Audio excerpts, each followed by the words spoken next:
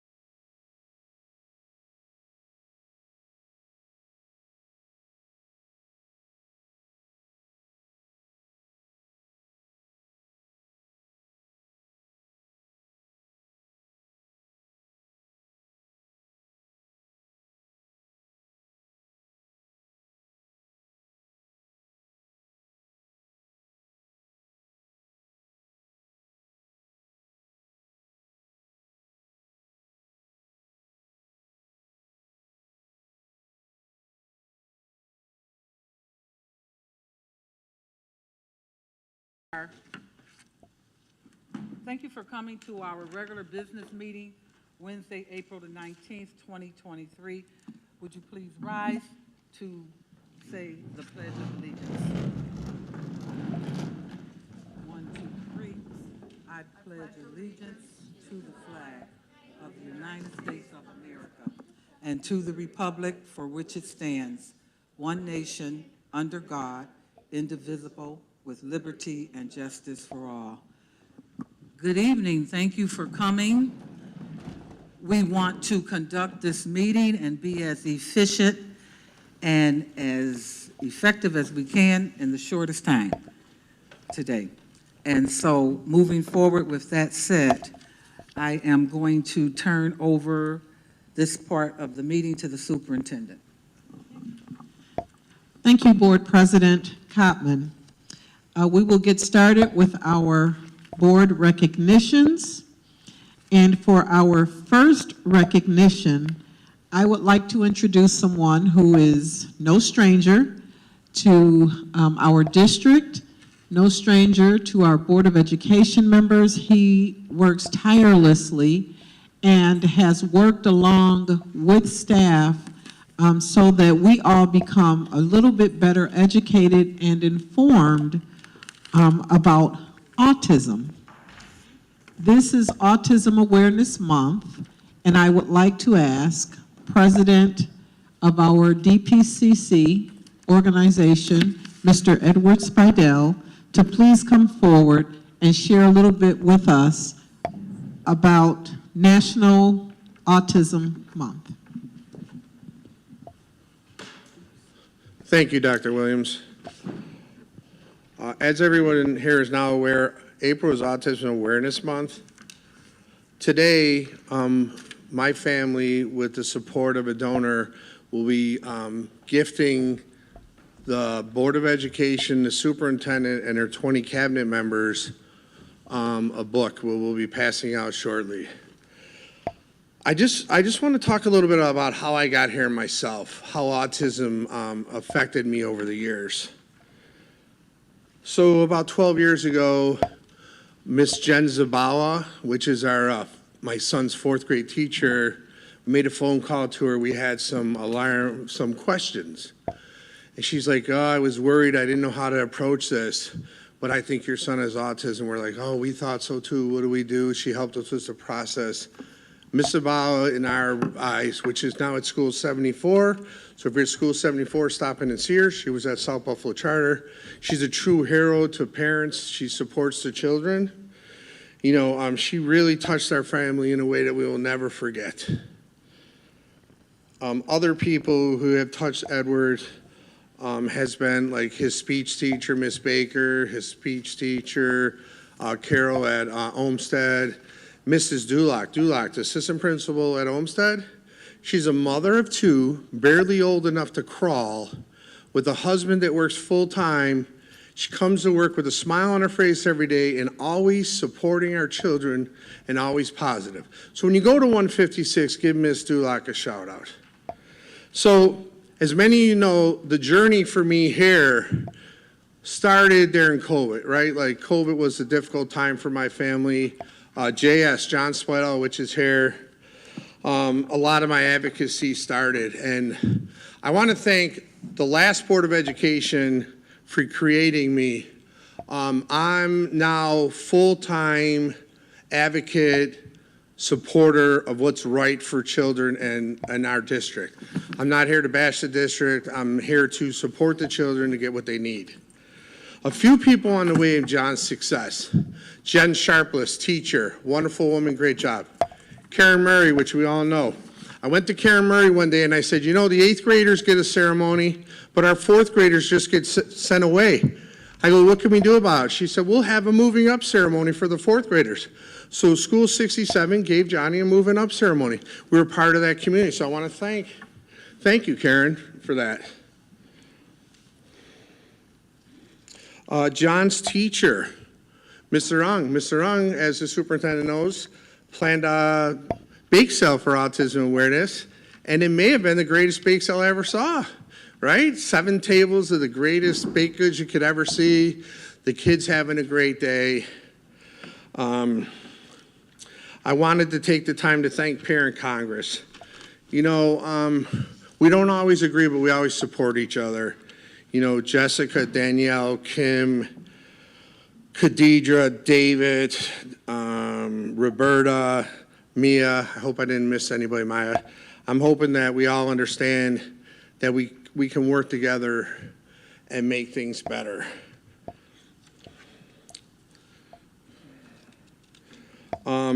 Superintendent, everything I've accomplished this year, you've been partner with me on that. I appreciate that. I come to you, we talk, and you understand, you listen to me. You've been a great ally to have. For the board, you know I have Terry. Terry's always going to be my ally. She's my Park District rep. But Sharon, what can I say? We talk almost every day, and every day she pushes me to be a better parent, to be a better advocate, to do what's right for our children. People should recognize the great job she's done and the difference she makes every day.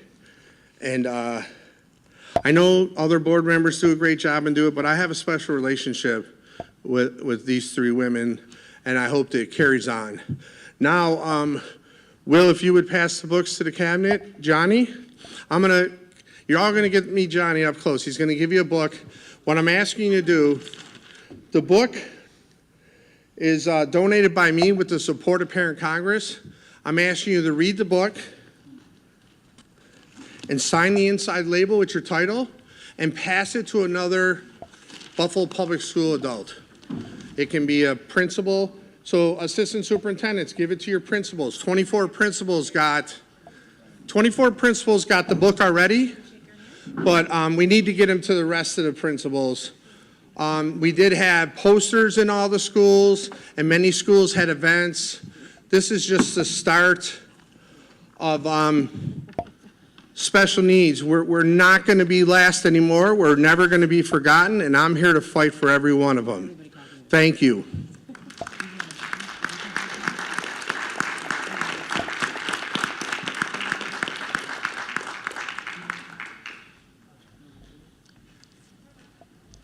We also have to thank Mrs. Spidell for all that she does. I know that, you know, her work is unending also to partner with the district and make sure that Johnny gets everything that he needs and deserves.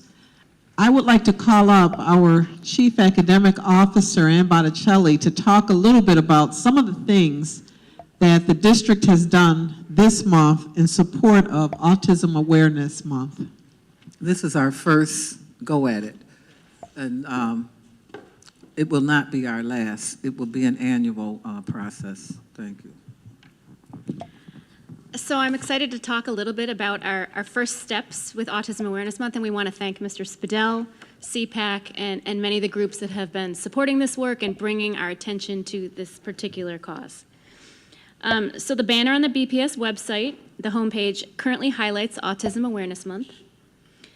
This particular book is being sent to certain principals. Again, thank you to the Spadells. We really appreciate it, and we will make sure that it gets passed on and that the lessons learned are internalized and continue to affect our work.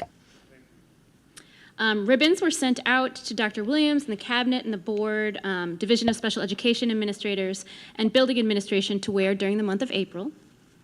The district news section of the BPS website has a section entitled Resources for Autism Awareness Month, containing 2 particular videos, spotlighting sensory and calming materials, and Autism Awareness and Acceptance Month, some tips for parents.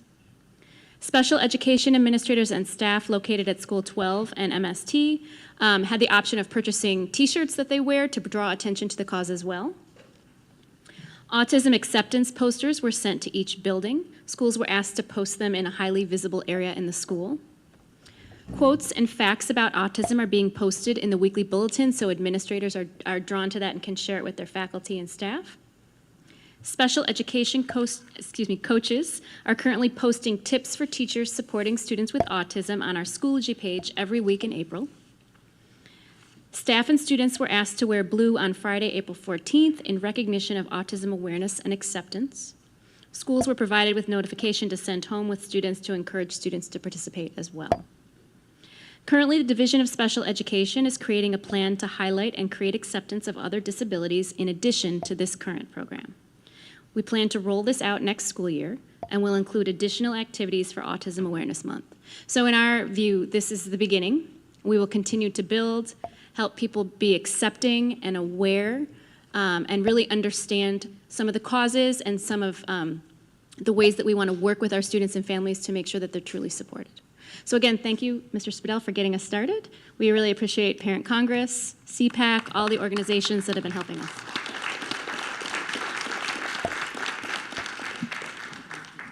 want to add one thing. When you see me, I am going to ask you who you passed the book to. Oh, we believe that. So I want to see next year, I want to see the cover full with signatures. I think it would really show our children that we love them and care for them. Thank you. So I want to thank Mr. Spadell because Ed is the type of person that whatever comes his way, he just champions it. And so many parents now are reaching out to him to help them with their problems and issues that they have. And he personally gets involved, and his heart is genuine, and he really makes a difference. I want to say that a conversation we had today, because yes, I do try to push him, and the conversation today was, why don't you check and see what else is coming up on the calendar, okay? And as we build our calendar, and we had a calendar at one point, and I'm not sure what happened to it. I don't know if it's online or what, but it highlighted things that were important culturally, as well as things that were important emotionally to our children in our district. And each month, something is being celebrated. This month, we have the Arab American Muslims internationally. It's being celebrated. I think it's also Child Abuse Month. It's Autism Month. And I said, when is, what did we talk about, Ed? Disability, special ed disability, and it's in December. December the 2nd. So I'd like to see us start working that calendar and being in sync with the rest of the world, because we can do that. I off the top, I know Hispanic month is September. And so we need to look at and make sure that we celebrate our differences and and support each other. Thank you, Madam President. Super. Thank you. So we certainly do celebrate inclusiveness and diversity. Next Wednesday with Williams, we will be featuring President Spidell, who will be sharing more about autism. It certainly is something that touches almost all of us, and if it has not yet, it certainly will at some point. So thank you again, President Spidell. Thank you, Mrs. Spidell, and thank you, Johnny, for coming. As we continue with our recognitions, I'm told that we had some students from the Buffalo Public Schools that participated in a Model United Nations competition. I don't want to steal the thunder about how we did, but I will call up Chief Botticelli to talk about these 113 amazing young people and the staff that supported them. Back again. I just wanted to let you know this is our second year with Model UN, and we owe so much thanks to Pietro Mendola, our Supervisor of World Languages, who has spearheaded this new initiative for us. I'm actually going to ask Pietro to come up and just talk a little bit about the students and the coaches and the wonderful work that has taken place over the past couple years. But I have to say this particular program is really near and dear to my heart, so I really hope you are able to appreciate the fantastic work that the kids have done and how exciting it is to see our students competing against private schools, Catholic schools, suburban schools, and actually performing exceptionally well, as you will see tonight. Thank you.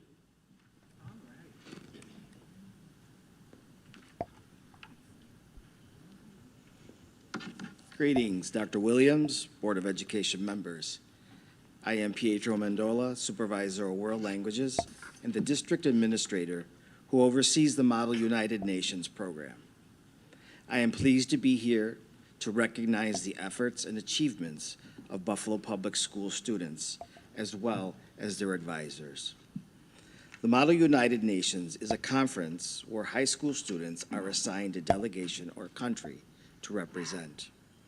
Delegations address the most pressing issues in international relations by writing, debating, amending, and voting on resolutions in committees that simulate those of the United Nations General Assembly. Students learn about the national interests and foreign policies of countries around the world and gain a better understanding of global security, economic, humanitarian, and environmental concerns that are critical to the future of our world. This year is the second year of the Model United Nations program for the Buffalo Public Schools. 113 students from 10 high schools participated in 2 local United Nations conferences. On November 2nd, 2022, our students participated at a conference hosted and sponsored by Canisius College. On March 21st of this current year, our students also participated in a conference hosted at the University of Buffalo North Campus and sponsored by the International Institute of Buffalo. Several of our schools were assigned more than one delegation at each conference. The participating schools this year were Frederick Law Olmsted, City Honors School, International Preparatory School, Lafayette International High School, Leonardo da Vinci High School, Hutchinson Central Technical High School, the new Buffalo School of Culinary Arts and Hospitality Management, Lewis J. Bennett School of Innovative Technology, and Research Laboratory High School for Bioinformatics and Life Sciences, and Middle Early College. Next slide, please. So the awards and recognitions that took place at Canisius College, Lewis J. Bennett High School was awarded Best Delegation for the Economic and Social Committee. City Honors School was awarded Outstanding Delegation for the Human Rights Council. And Hutchinson Technical High School was awarded Outstanding Delegation for Security Council number 3. Next slide.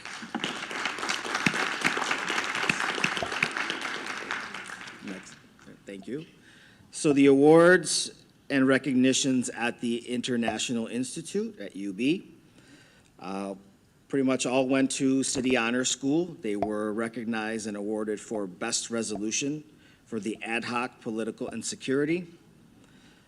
Best Delegation, 2nd place overall.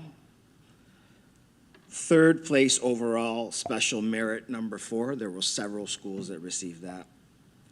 Best in Committee for the Economic and Finance, and Best in Committee for Ad Hoc, Social, Cultural, and Humanitarian.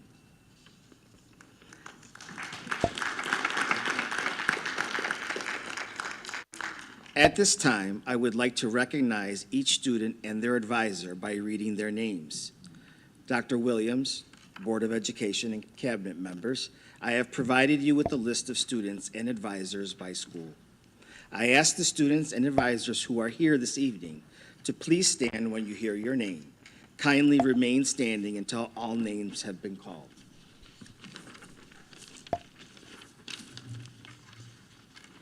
We will begin with Lafayette International High School. The advisor is Mr. Ryan Barrett, and the students are Faris Abdul Rahman, Ahmed Kasim, and Deodata Wakenji.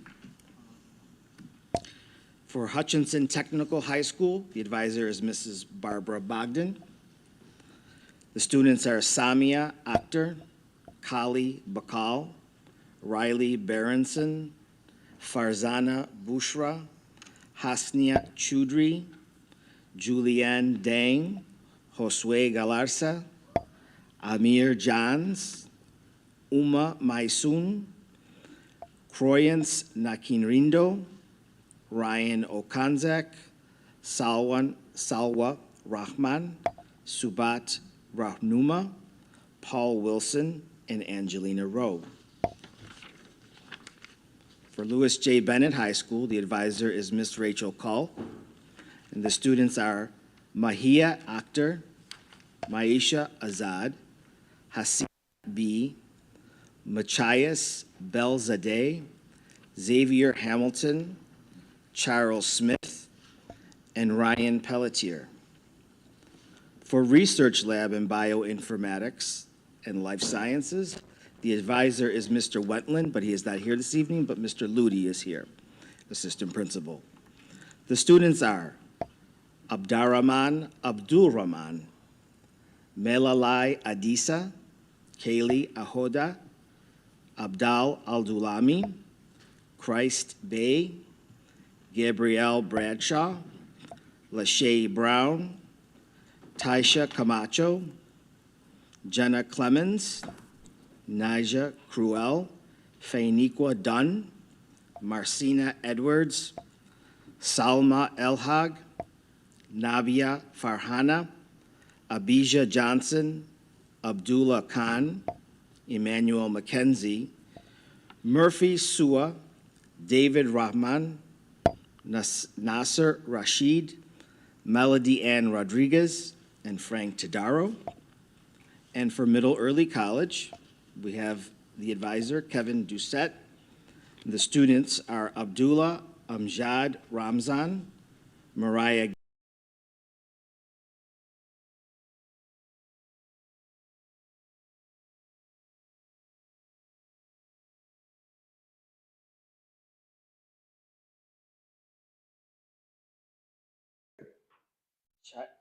Chira Williams, and Ayana Wilson.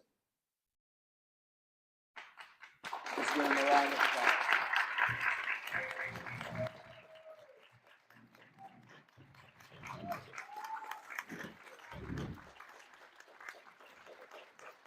I also want to thank our advisors for their time, their diligence, their support, and all their efforts that they put into this successful event.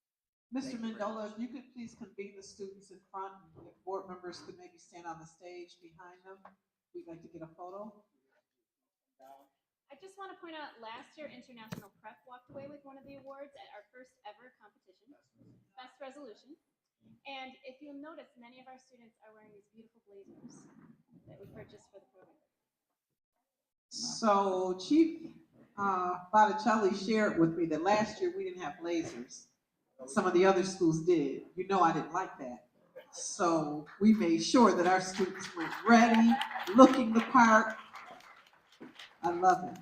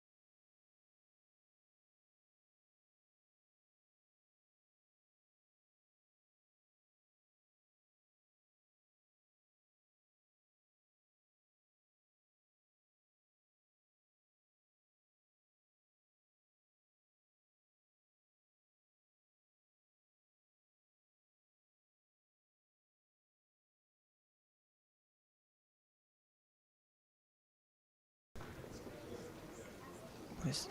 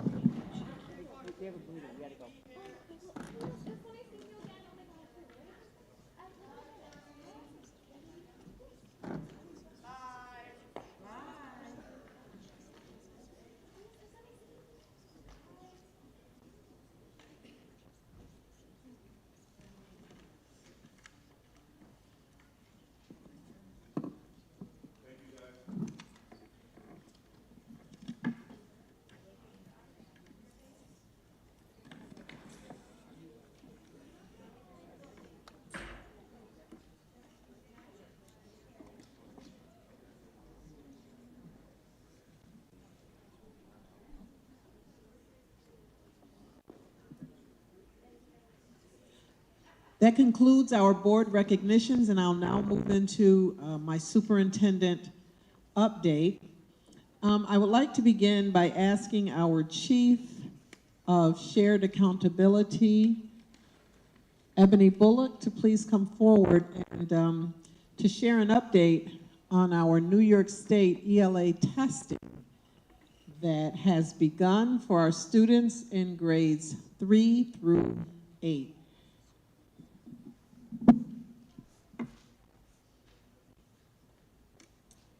Good evening, Honorable President Cotman, Honorable Board members, Madam Superintendent, parents, families, and communities, and my colleagues on the New York State testing. I say that because thankfully, our wonderful superintendent has really trying to help us allay fears, not have folks worry about testing, because it's not a big deal. It's something that we do all the time, and so we're doing it again this year. And so I want to tell you that we have some good news. I have my staff still pulling data. We actually still have principals at their buildings, counting papers, making sure, figuring out who took the test and who did not. So as of 5 minutes ago, we have 41 schools reporting, and we have a lot of students who've taken the test so far. And so we're really, really excited. Let me just start by saying, we know that the state says we should have 95% of our students taking the assessments. And that's our goal. We want 95% of our students taking the test. The past few years, we've been hovering in the low 90s, high 80s. But I think this year we are going to really do a good job. So, all in all, for Book 1 today, we had 1,664 third graders take the test. That's out of roughly about 2,000 third graders, okay? We had 1,682 fourth graders, 1,577 fifth graders, 1,523 sixth graders, 1,639 seventh graders, and finally 1,586 eighth graders. And again, if you look at our demographics, we have roughly 2,100 students at each of those grade levels. And because of my good friend, Mr. Spidell, who's always helping us understand. This includes students with disabilities. This includes some students who have autism, because we know learning and achievement is across a spectrum, and because a student has a plan to assist them in their learning or assist them in their testing doesn't mean that they can't achieve. So I want to say hats off to our community. By and large, our kids are showing up and taking the test. There were just a few hiccups here and there, nothing that would rise to Dr. Williams' your attention. We did have some students, because, you know, we're still recovering, coming back from COVID. We did have a couple students in a few schools that got a little upset, that may have left a room. We circle back. We provide them with some good SEL supports. We give them time to come back, and they get to go back and finish that test. And by and large, in the few cases that we've had, that happened. And which is great, because we know that students now get to take as long as they want to take this test. And many of our students, or many of our principals, have reported to either their ASL or my office that kids hung in there. They persisted.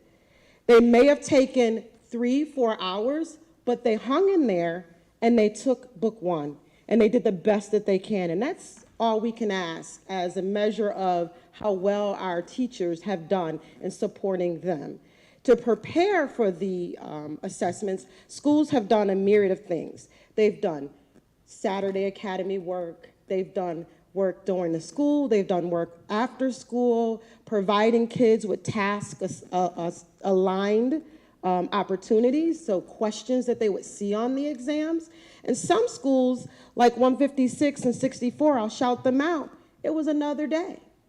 They didn't bring any special attention to it, because we can do hard things. Many of our schools did that same sort of practice, where they didn't stop last week and stop and do everything, and we only do math and English. The teachers did their job throughout the week. They went home and they told parents, make sure your kids have a great breakfast and send them to school. And we may take a little test or something, but it's not a big deal, because we do hard things. We do hard things every day. So I thought that was a really great practice. We know that principals and teachers gave kids little snacks on their desks, water, kept them encouraged. We know there's a bunch of schools that did little pep rallies, right? Friday and Monday or Tuesday of this week, keeping the kids encouraged, because again, we do hard things in this district. We persist and we rise and we do wonderful, wonderful things.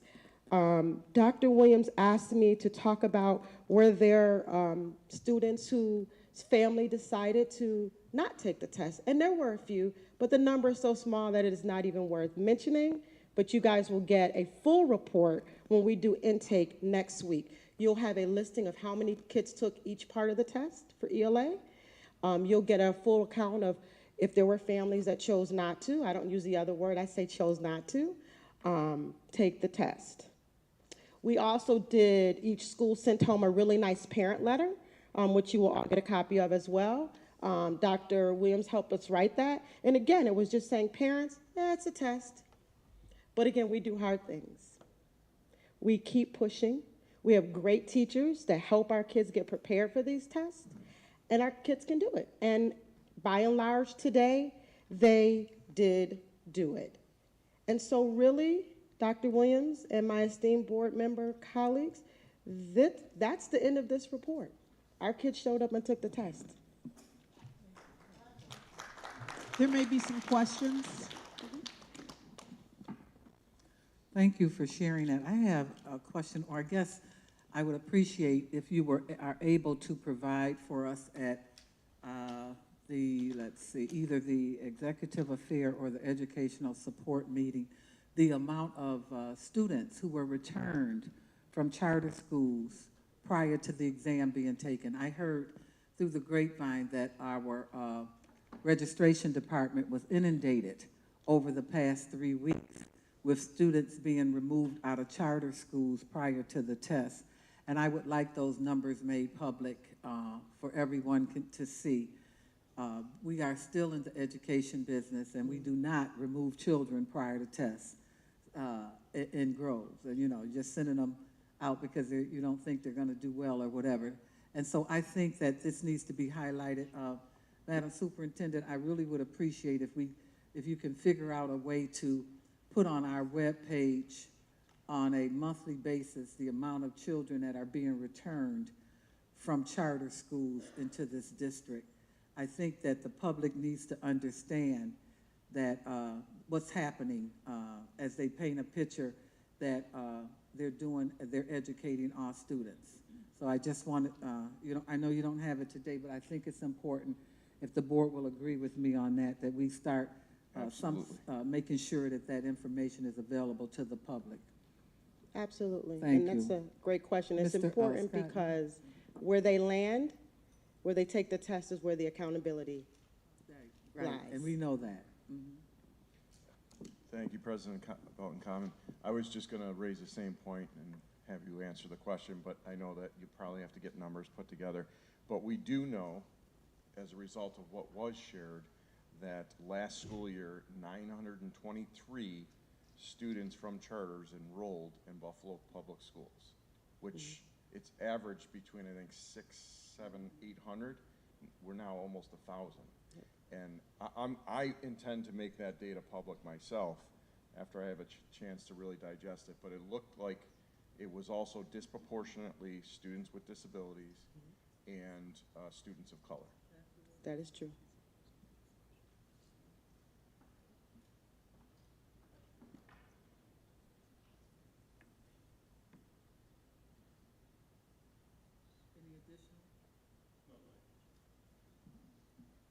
Thank you, Chief Thank Bullock. you. I would like to say thank you to our associates of school leadership. I know that you are out today in your buildings supporting principals. I want to thank all of our building leaders, our teachers, the support staff, and our families for,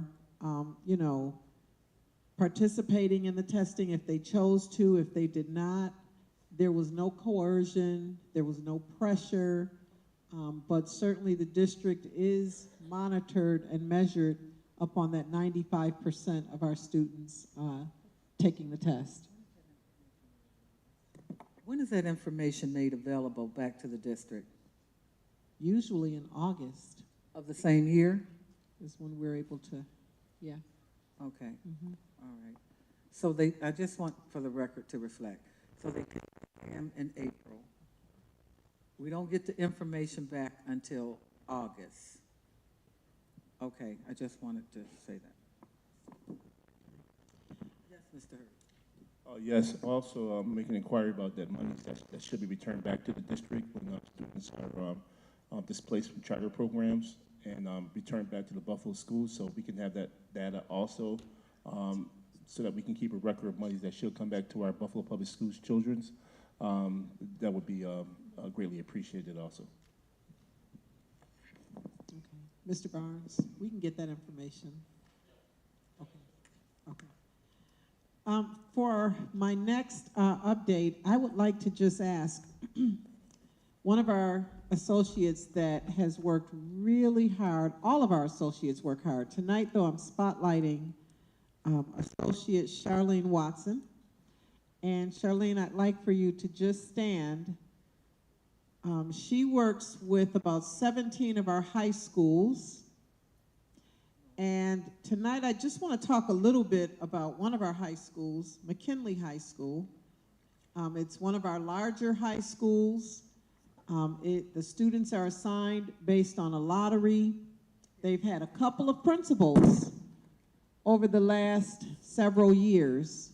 And I'm pleased to say, and I'm very proud to say, that on January 30th, Principal Terrence Jenkins was assigned to McKinley High School, and that's just about 2.5 months ago. So it's been a short period of time that he's been there. He went during a really challenging time. I think it might have been either right after or right before Regents Week. So we had our mid-year Regents exams going on, and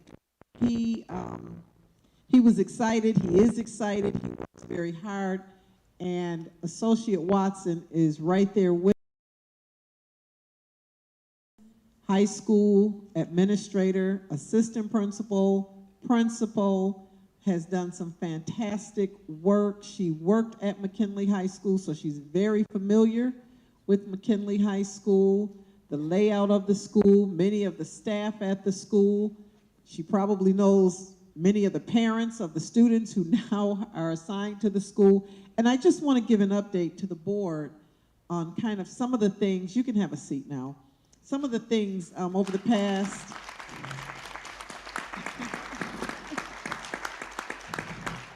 It's hard work. It's hard work.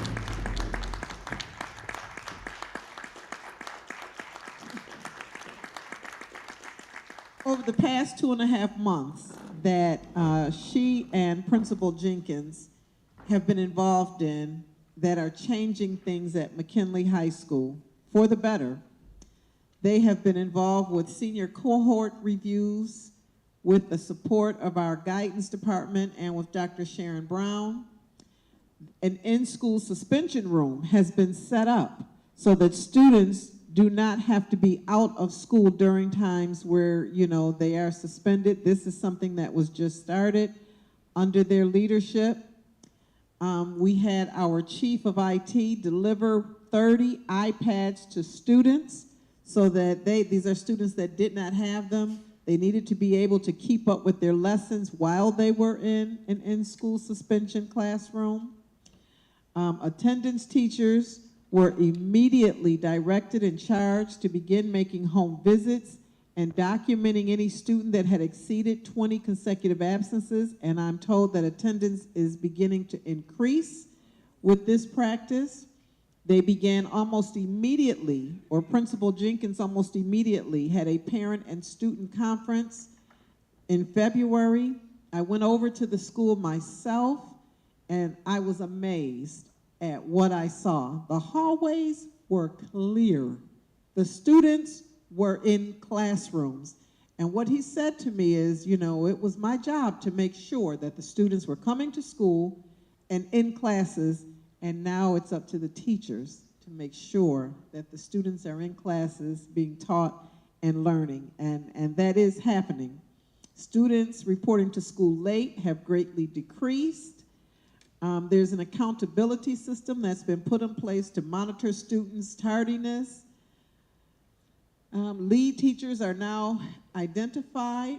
The dismissal process, when you're dismissing 1,000 or more students, high school students, it can be challenging. There are far more of them than there are staff, but they have a system in place so that has begun to increase. I could go on and on and on, but what I will end up with is that, you know, the physical altercations have greatly decreased. Principal Jenkins has a presence. If you don't know him, you know, I would encourage you to, you know, visit McKinley High School. He's got a presence. He knows the kids. He was an elementary principal and he was a high school building leader. And so many of the students that are there know him from their time at the Waterfront School. They are doing a lot of work and they are getting a lot of support from various departments in the district, from our clerical department. Thank you, Chief Bullock. She's been over there working with the clerical staff, making sure that attendance is being taken properly so that, you know, we're not marking students absent who are actually present. Our attendance department, all of our core area directors, math, English, social studies, science, CTE, special education, guidance, and the list just goes on and on and on. We have all wrapped our arms around McKinley High School. We want all of our schools to be successful, and certainly we want McKinley High School to continue on the trajectory upward that it has already begun on. So I just wanted to highlight McKinley and let everybody know there are often questions about, you know, how are things going at McKinley? Things are well. Things are well. I can ask if Board Member McEachen would like to share a few words.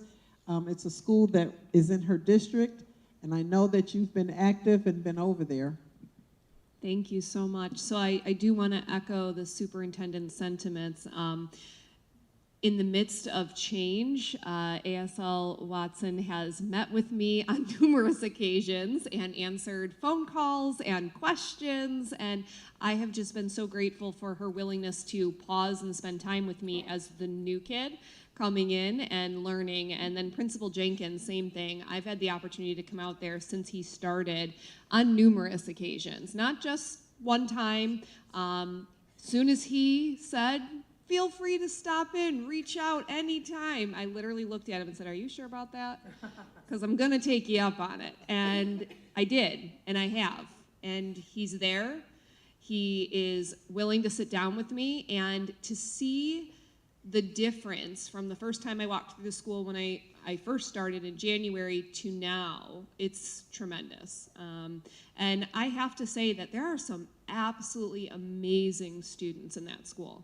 And we get very caught up on talking about the negative often and focusing on a negative experience, that we forget all of the incredible students and teachers and administrators that are in that school every single day, doing some absolutely awesome things. And I've had a chance to see it, talk to everybody, and I'm gonna just, end with, it's very easy to kind of spin out negative narratives and point fingers and get angry, hide behind computer screens, you name it at this point. And the board had a chance to go through a 2-day training. And one of the things that resonated, I think, with everybody sitting at this table is that student outcomes don't change until adult behaviors change. Say that again. Student outcomes don't change until adult behaviors change. So, thank you, ASL Watson, for everything that you're doing. It is truly appreciated, I think, by everybody sitting at this table. And I hope that we can keep that at the forefront as we continue to push forward.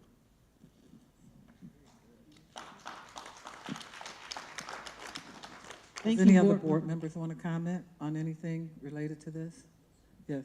Yes, first of all, I'd like to thank ASL Watson. I know we worked briefly together over at Kensington, and she came over to Seneca High School at that time. And we worked for many years together at Seneca High School. And she became a principal, working strongly over at the Burgard program, turning that program around. I knew that when she was placed and were promoted to ASL, she was a person that's going to be dedicated her time to help that program over at McKinley. And I have known Principal Jenkins since he was a principal for my child, and spent a lot of time over at the Waterfront School, and I spent a lot of time over at McKinley High School along with board member. I just want to say that that it's really, really heartstaking the things that happen over at that school. The history of that school, how strong it was, and what it was torn down to. And it's a reflection of the kids, and their actions, and the teachers and their actions. And I believe that by placing Principal Jenkins there is one of the great moves that our superintendent has done, and trying to rebuild that program. And I was over there earlier today, and it's a huge change in that program over there. No matter what any critic may say, that those children are following structure. The children are listening to the head because they believe in this Principal Jenkins, and they started to take notice that that they are wanted, by the teachers reaching out to our students and the administrative staff members and the superintendent. There is a progressive plan to change that building over there, and you can see all the way from the way they enter the school with security being present at all times, and also the tardiness going down. And I know Principal Jenkins, he had to welcome some coaches there this morning. I attended for looking at the football team for college scholarships and opportunities. So these things are very important, and the culture that's being built over there, and along with this district and the inputs they put in place is great. So I do recommend McKinley for anyone, and just be there and watch this culture change there. Thank you.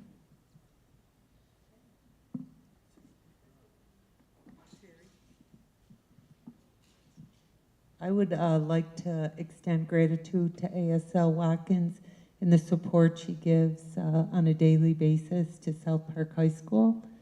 And from the administration at South Park, I hear that you're there when you need them. Or you're there when they need you, I'm sorry. So thank you very much. Can I say something? So I want to thank our board members. We unanimously believe that, we support the decisions that our superintendent has made and that is being made at McKinley. I think in talking to Mr. Spadell last night, he said something that resonated with me. He said, I think sometimes that people get confused that the school-based management team is about making it a better day for the students, not about focusing in on the adults. And with that said, that's all I'm going to say about this. We are about improving, and we want our legacy status back for McKinley. As Malcolm X stated, by any means necessary, we will get it done. And I'm very proud of the progress that we're doing in our buildings across the board, but I'm particularly proud with the work that is being done at McKinley High School. In honor of Crystal Bowling Barton, she can rest in peace that things are being restored in her district, in her school at this point. So there's a lot of work still to be done in all of our schools, but we certainly recognize when we're improving, and we can toot our own horn if no one else will. How's that? Thank you. On that note, we will be tooting our own horn every single Saturday from 11:30 until noon on WUFO. The Buffalo Public Schools has a radio show now, and we will share our truth, our narrative. So I'm real excited about that. It starts this Saturday, 11:30 until noon, WUFO. So some of you will be being tapped to be guests on the show. It's an exciting time. Put it Facebook Live so we can watch it. We will live stream it. I'm even told it's going to be on a podcast. I'm not quite sure I understand that yet, but it'll be on a podcast also. At this time, I'm going to ask our Chief of CLRI, Cultural and Linguistically Responsive Initiatives, to come forward. And I know that one of our board members, Ms. McColsey, was a part of a fantastic learning excursion that many of our students recently participated in, where they went to, I can't say it quite like Dr. Morrell does, so I'm not even going to try, but Puerto Rico. And she's going to share with us just a brief overview of this life-changing trip that our students participated in. And thank you, Board Member McColsey, for helping to chaperone this trip. I think everybody that went came back changed. Yes, thank you. Good evening, esteemed Madam President, esteemed Superintendent, and distinguished Board of Education members. Thank you so much for allowing me a brief opportunity to present some of the learning outcomes in alignment to curriculum and strategic plan that occurred with the launching of the Our Story Project and Puerto Rican history course expeditionary launch over in Puerto Rico. So we're very, very excited that we were able to take our young people, thank you, on this once in a lifetime learning expedition. And I want to publicly thank Mrs. McColsey for her support. She took her chaperoning business very seriously with the wake-ups and the meals and the lights out and so on, and she was very much engaged for the entire time.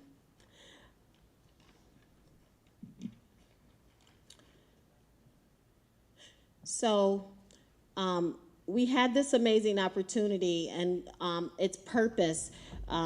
Just want to say muchas gracias and thanks a million to our Board of Education for allowing such excursions, because they really, really are important. And as I was there in Puerto Rico, I felt it even more so that more of our students have to receive these kind of opportunities to be elevated in this kind of way. But the purpose was that the excursion was designed to provide extended learning opportunities for students who are historically underrepresented within the mainstream Eurocentric curriculum. So we were able to take 75 Our Story Project students and our students from our Puerto Rican history course over at Lafayette in Olmsted to learn about themselves, to learn about their history, their cultures, and social justice issues on a 5-day excursion. And so it was designed so that students participating in this unique program would come away with experiences of sense of self, sense of empowerment, a deep understanding of Puerto Rican history and culture, and their own lived connections related to that history and culture, as well as a belief that their presence in the world it has purpose, and that they are connected to people across the diaspora, across the world. We have more in common than we have differences, but also using those individual gifts and newly acquired knowledge that all these students now have, and that will definitely support them in being able to make a positive impact within their communities. And so you'll see a number of pictures of some of the authentic experiences that we delved into as we go along. Here you see us in Loíza, which is an Afro-Caribbean corridor where the students were able to receive an authentic meal. We also went to El Yunque National Rainforest, and we also sat inside of Puerto Rico being predominantly Catholic. We sat inside of one of the oldest Black Catholic churches on the island, which is in Loíza. It's about 500 years old. So these experiences, and the community came out and greeted us and talked to us about their history. So these experiences, it wasn't just about having a lot of fun. We were on a learning expedition. And the schools included were Burgard, Lafayette International High School, City Honors, Research Lab High School, Math Science Technology Prep High School, Olmsted, and McKinley. And so we aligned to our district strategic plan, our 5x25, under goal number 1, eliminating opportunity and achievement gaps by providing excellent and equitable student outcomes for all. So the Our Story Project Cultural Excursion to Puerto Rico directly addresses goal 1, and that it allows for students who have been historically underrepresented in the curriculum, within the curriculum, to break through systemic and social barriers, bringing their unique individual talents, histories, and cultures to the learning environment through hands-on exploration, inquiry, and research-based learning experience. Additionally, it allowed for our students who have traditionally faced low academic expectations and exclusion from highly coveted opportunities like the ability to travel to basically a foreign country, although it's a U.S. territory, but even some of our other excursions where we've gone to Alabama on a civil rights tour, or we've gone to the Smithsonian in Washington, D.C. on an African American heritage tour. It allows the opportunities for them to see something outside of their own neighborhood, but yet still related to them, and it breaks down systemic racism and other forms of economic oppression, and gives these students who are living at or below the national poverty level opportunities for culturally responsive learning, as well as impacting head-on their full academic and social emotional potential. We're aligned to goal number 2, with an access to educational excellence and accelerated learning by assuring that all students have access to high-quality instruction that is culturally and linguistically responsive in all classrooms.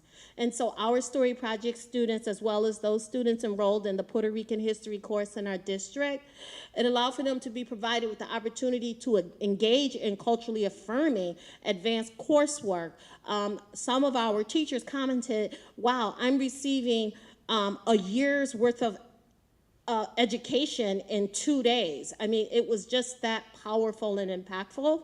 And it cultivates student engagement through hands-on, authentic, and real expeditionary learning opportunities, and also project-based learning, which are key cornerstone learning of our New York State education generation learning standards.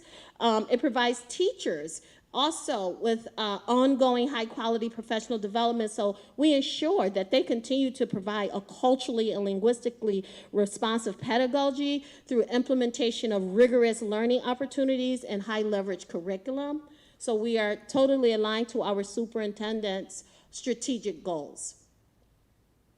We are also aligned to the New York State Culturally Responsive Sustaining Framework, which was, as we all know, principled on the foundation of Buffalo Public Schools framework. So we are, through data tracking of student attendance, office referrals and suspensions, quarterly grades of students enrolled in the Puerto Rican History and Culture course, as well as those students who are graduating, who are participants in Our Story Project. We know that we are having an impact on their learning outcomes.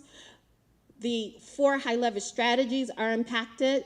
We want to see, as a result of our students participating in our programming, our Saturday programming, as well as our Thursday after-school programming, an increase in student attendance, which we have evidence, a decrease in ODRs and suspensions, and we also have evidence of continued increase in graduation rates. Our seniors who have been with us now for 3 years, all seniors in our Story Project program are graduating. None of them are not.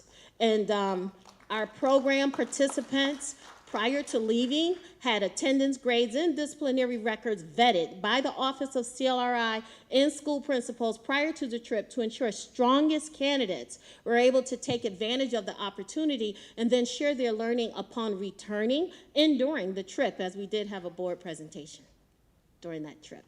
Thank you. And how did we connect to our curriculum? So there were many connections that we had with the curriculum. For example, when we look at our Puerto Rican History and Culture course developed by teachers in the Office of CLRI in Buffalo Public Schools, we see in Unit 1, Geography and Agriculture, as we traverse the El Yunque rainforest and swam in a natural river.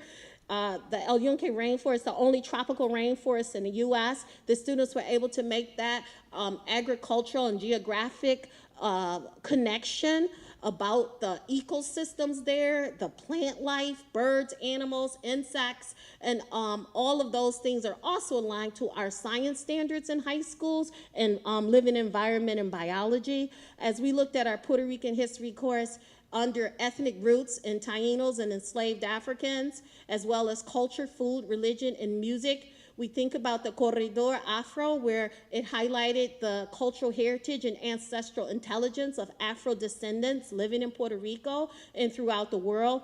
We had a time learning and chatting with local residents in the town of Loíza, where we also visited that church, Parroquio del Espíritu Santo y San Patricio. It's one of the oldest Catholic churches and represents an ethnically distinct community characterized by rich Afro-Latinx cultural and folk craft traditions. We also were able to swim in that river, Rio Grande de Loíza, a major source of Puerto Rico's water supply. We saw the sugar cane, tobacco, bananas, vegetables, and all those things, as well as cotton trees, can be found near that river. We learned about the history of the music bomba en plena that comes from the musical traditions brought over by enslaved Africans in the 17th century. And then also looking at our Puerto Rican history and culture course, as well as the emancipation curriculum, we saw that under our Puerto Rican history as well as the Latinx identities and Indigenous Peoples Day under the emancipation curriculum, as well as El Grito de Lares and the Puerto Rican migration, which all are about Puerto Rican liberation and freedom.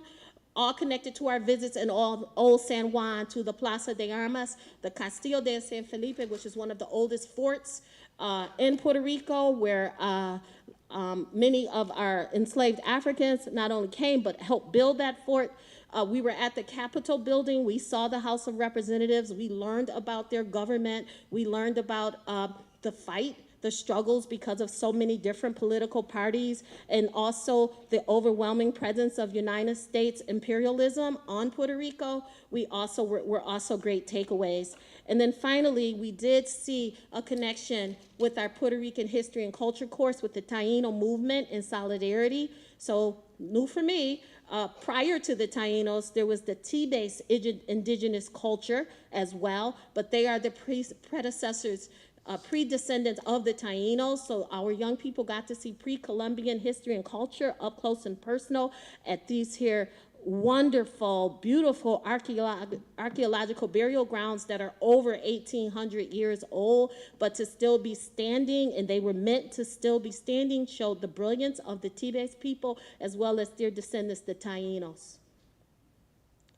And we had a great opportunity to meet with our parents and make a parents' connection on March 28th when we met with parents and community stakeholders who attended a meeting. We were very well attended with over 100 parents and stakeholders on the call, and we outlined the criteria for student attendance. Voice was given to our parents related to safety, health and wellness issues, as well as information regarding expected trip outcomes and key learnings in which all students should engage and have prior to the trip.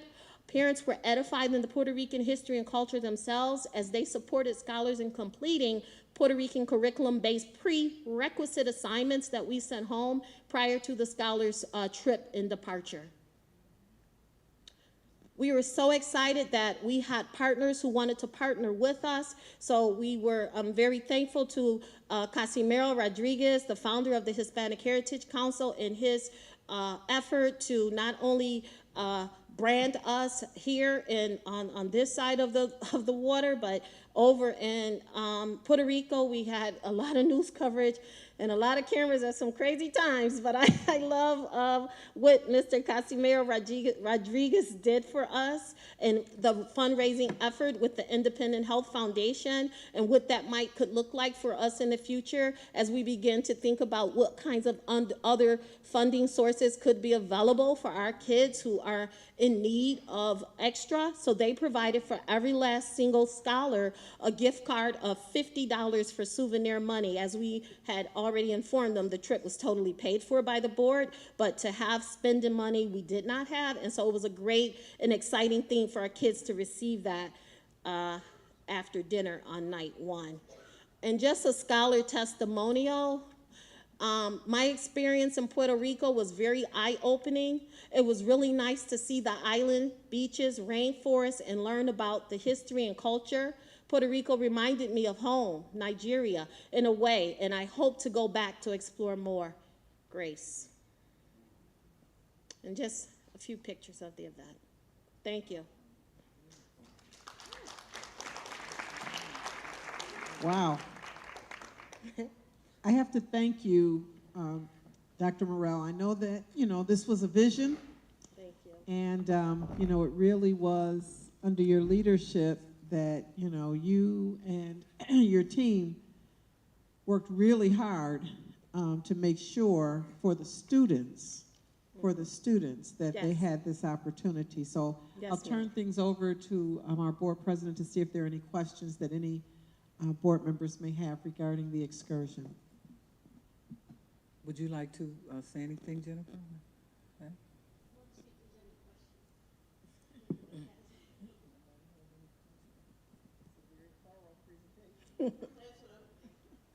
Thank you. Again,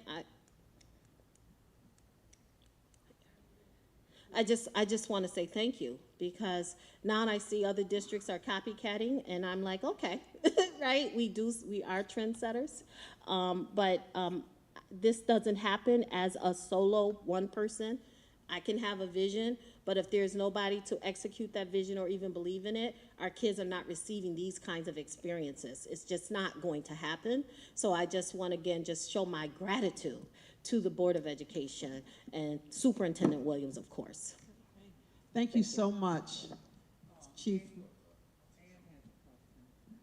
Okay. Me first? Okay. Thank you. First of all, thank you so much, both for the curriculum and for the trip, because this really means a lot. And it means a lot to our students with any kind of Puerto Rican heritage, because they're seen and they're recognized. And so often in American history, they are never seen and they are never recognized. And believe me, they notice. Absolutely. And so this is really meaningful. It's meaningful for me personally because both my children are Puerto Rican. So, you know, my daughter is definitely paying attention to this. Yes. In that vein, the more that we could expand this, I think the better. So if you could give me a sense of how students were selected for this, as well as any plans you might have to expand it and expand outreach to allow more students to participate in these kinds of opportunities, I would appreciate it. Yes. So students were, it was a very, at the end, competitive selection process because we have 140 participating Our Story Project students. So how could we narrow that down to just 75? It was a very hard process, but we knew we were going to Puerto Rico A, so we knew we must elevate our our students of Latinx ancestry and Puerto Rican ancestry. So we knew that those students would be enrolled in our Puerto Rican history courses across the district over at Lafayette talk with my hands. As well as at Olmsted High School. So that was going to give us a great number, but we also, in the Our Story Project, we have quite a few Puerto Rican students who are coming every Saturday on those cold Saturday mornings for 20 weeks, coming after school on Thursdays. So attendance in the program also counted, but attendance in school also counted. And so we worked with principals as well because we wanted to look at, to make sure that anyone who was going to be out of district for 4 or 5 days could actually handle it. We didn't want their grades to be failing, so we also looked at grades. Now, we're not saying that grades were the whole everything, because there were some students who did not have 90s that went on the trip as well, because we felt that it was very important to give them that opportunity for a myriad of reasons, either I'm Puerto Rican or I'm just, quiet and I'm sheltered and I don't talk to anybody, and we wanted to pull those kinds of kids out as well. And see where they, and provide the opportunity. But they also had to write essays, and parents were very aware of this. And we looked at those essays as to why they thought they should be chosen, because we told them we can only take 75 of you. And so they wrote deep essays about their learning. Then they had to complete, there was work packets that they had to complete on Puerto Rico, and also talk about what they learned and what they hope to learn. So all of that was vetted. And then we looked at things like behaviors. We looked at, we didn't want to take students who are struggling behaviorally in school, because that could be problematic in a foreign country. And so we wanted to make sure that students were, well behaved. Now, we did take some students who were not always well behaved, but we felt that this could elevate them to make changes. So there were a myriad of attributes that we looked at for picking the students, but primarily it was attendance, behavior, the essay packets that they had to do, the essay and the Puerto Rican heritage and curriculum packets they had to do. But then if you were enrolled in the Puerto Rican history and culture course, then you had a higher number to get. You got in. You were going. That's really good to hear. So my follow-up question is one about funding. So I understand that this is funded through the Our Story Project, which is a very specific community schools funding, as well as some O&M, but primarily community schools. Primarily community schools. Are there discussions in the district to expand a funding source, perhaps to create a larger program and more possibility? And if so, I would like to offer that discussion to be a part of the board as we go forward, depending on how my colleagues feel about it, in order to allow students to be able to participate. Yes, I am in conversations with Dr. Williams, because before we can, it's other kinds of things that have to be in place to continue to add more schools. We have to have more staffing to do that as well. So yes, funding is a conversation that I am in the conversation with our superintendent and our chief of finances. Good, thank you. I look Thank forward you. to more of those conversations. Okay, thank you so much. Thank you, Dr. Fatima Morel, again, thank you You're for, welcome. Thank for you. putting this effort together, and thank you for the board for approving this for our CLR department and our staff. I know that CLR department staff work very, very hard along with you in planning these type of events, and I'm so happy. And I look at this picture, this is amazing. And all I see is happy faces, and I don't know how you was able to, from your reading, that you was able to accomplish all those things in that little bit of time. But I would love that you can expand the dates on the next trip and have more of our children exposed to different cultures like this and understand, you know, the heritage, and especially the African American heritage that's in Puerto Rico. And all my Island friends call it the Big Island. So when you go to the Big Island, that they have culturally understand, you know, where they're going, where they're from. And I also would like for our students to have opportunity to meet students over there also, maybe probably attend the school and become we used to call it pen pals or friends. Now you just do it through social media. So just to establish those type of relationships with others so that you can be a bridge to the Big Island, and they can be a bridge here to the States and the city of Buffalo. That's a good idea. I like that idea. So we can establish that. Of course, I 100% support the CRI department and the efforts that you guys do and what you have, and I'll continue on doing that. But this type of program, it shouldn't just be you know, given to our criteria schools. All schools in equity, all our children need this opportunity. So we'll continue to support this. I will continue to support it and keep on doing the great work that you're doing. Thank you so much. Appreciate your support. Appreciate your comments. I won't, so for the sake of time, the only thing I really want to say is that the students in this picture and all the pictures, I never felt, and I work in community an awful lot, I never felt the type of camaraderie with the adults that these students have. The relationships that have been built, apparently over the years, apparently, and however it works, all the staff members were more than just staff members. These are actual, from what I gather, mentors. These are people who these children look up to, and the bond that they have all developed amongst each other is amazing. I kind of felt outsider looking in, but it was wonderful, and I people watched, and yes, we did all of those things, and my legs are still weak from all the walking, but it was more than a great time. It was a bonding experience. I will share that at the end of the last day, the Thursday before we were to head out the next day, the students were so emotional, and I didn't understand why. And we're getting off these charter buses, we're heading into the hotel for the night, and students were so emotional because this was their last year together in this project. And it just really hit them all at once, and it was very emotional for them. So I just want to share that the students themselves, you know, hopefully they'll be able to present their take on this, and it's not just the adults talking. I appreciate the data behind it, but it was way bigger than the data behind it. It was an experience that these children are going to remember, and they worked hard for it. They got up 20 weeks on Saturday mornings and went to this class. They went after school on Thursdays. This was not just a trip. They put in the sweat equity for this trip, so they deserved what the experiences that they had. Thank you. It was emotional at the end. Okay. Thank you so much again, Chief Morrell. Thank you, Dr. Williams. All righty.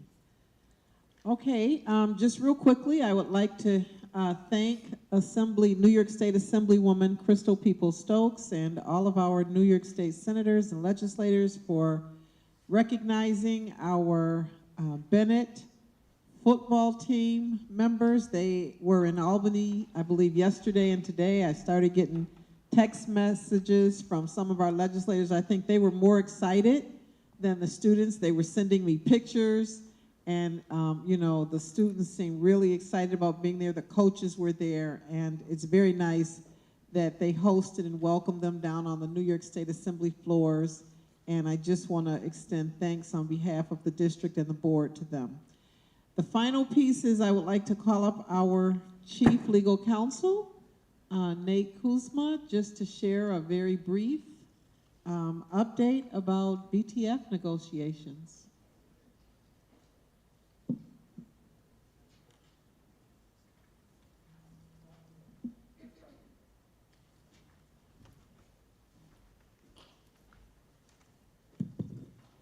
It was unexpected, Superintendent. You called me right on the spot here. Yeah, I gotta think about what I got to say. So for members of the public, you know, the board has been briefed in executive session. You know, I'm very pleased to report, you know, that, Superintendent and I spent about 3 hours with President Ramore and Vice President Portum from the Federation yesterday and had a very productive meeting, and we reached a framework for a tentative agreement. Which, you know, will be presented publicly to the Board of Education at a special meeting at 3 o'clock on Friday afternoon for your consideration and a vote to approve.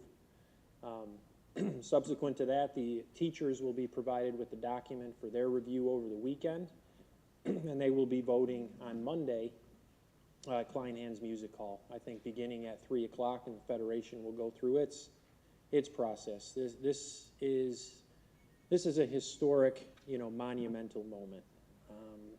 One that I'm very proud of. I'm proud of this board. I'm proud of the superintendent. You know, you've charged me with getting agreements done with all 11 of our bargaining unit partners. And if this contract is ratified and approved, which I expect that it will be, we will be in contract with all 11 of our union partners. You know, this,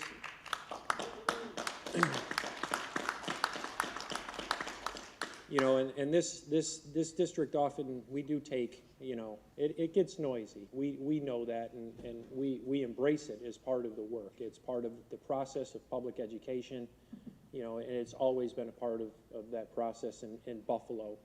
But one thing that's not often mentioned is we are a great employer. This is a great place to come and work. Our employees are treated well, they're compensated well, they're treated fairly, and I'm proudly one of them. And I think that this contract for our teaching unit is an investment in the long-term great future of the Buffalo Public Schools. And I think it will assist Dr. Williams in her vision and her administration, and it will carry us forward for years to come. So I look forward to presenting it to you all on Friday, and I will request, although it's not required, you can vote how you want, but I hope it's unanimous, and I hope our teachers all approve it as well. So I look forward to that, and I'm glad personally that we are coming to the end of this road. So thank you. Thank you, Chief Kuzma. He has been a phenomenal lead in all of the work that we've been engaged in over the last several months. That concludes my report. I'll turn things back over to Board President Cottman. Thank you, and kudos to staff, including you, Dr. Williams, because you took the time out to be a part of that negotiation process. It has never been done before like that I'm aware of. So kudos to you for your efforts also. I need to correct the record. After coming out of executive session, I neglected to state that the board went into executive session regarding pending legislation, regarding collective negotiations, regarding a matter of public, in which the public would impel a pending law enforcement investigation, and the purpose of receiving legal advice. No action was taken, and that should have been done at the beginning of the meeting. So please note the record when you do that, Lisa, that it was done. Thank you. With that said, I want to tell our speakers that today, unfortunately, went a little bit longer than we anticipate. and I want to thank you for taking the time to remain. At this time, the board welcomes speakers who have signed up to speak at tonight's meeting. Please be reminded that all speakers' remarks must be limited to 3 minutes or less. We ask that speakers be mindful that this is a business meeting open to the public and televised locally. Attendees and viewers include persons from throughout Western New York, including children. The board asks that speakers conduct themselves professionally and that their comments remain civil and courteous, bearing in mind that they will be heard by people of all ages. This is an opportunity for Buffalo residents to address the Buffalo Board of Education about issues that serve the public interest and district missions, and the board asks that speakers demonstrate appropriate decorum. For the record, the superintendent always takes the time to address each speaker after the speaker list has been exhausted. So if you are interested in hearing what the superintendent has to say to you, you can remain until the end of the speakers list. Today, our first speaker is uplifting the Native American voice in BPS, Selena Irene, parent. Thank you, Mrs. Irene. Hi, I just want to make a note of the time because I've been here since 5:15. It's 7:23, and I'm the first speaker. Can someone move this down a little bit?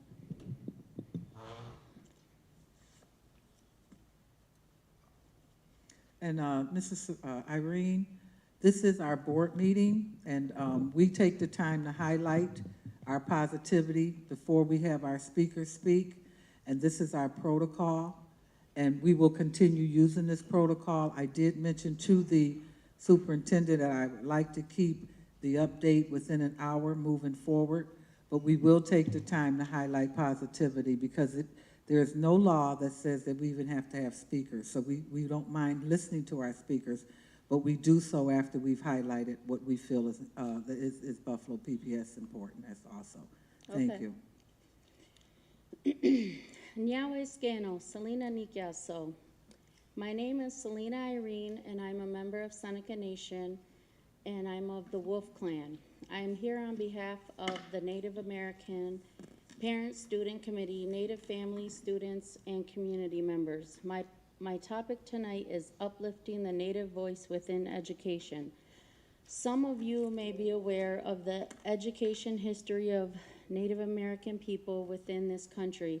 I'm referring to residential boarding schools, a system of schools that was specifically designed to eradicate the Native language and culture, and whose motto was kill the Indian, save the man. It was a system that existed well into the 1990s, a system where Indian families did not have a choice where to send their children to school, no choice or input on what they were being taught, a system that never gave the Native American families or children a voice over their education.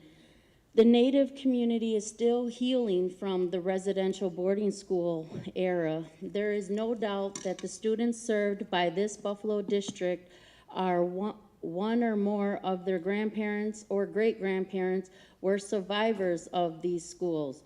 The Native American Resource Program is a unique program in two ways. One, it plays a vital role in reteaching language and culture to the Native students.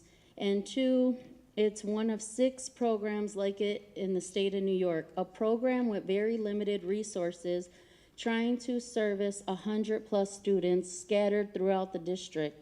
The parents that sit on this committee have benefited from the program in prior years at Native American Magnet School number 19 and can attest to how it and its staff have impacted their lives and have imagined it would have the same impact on their children.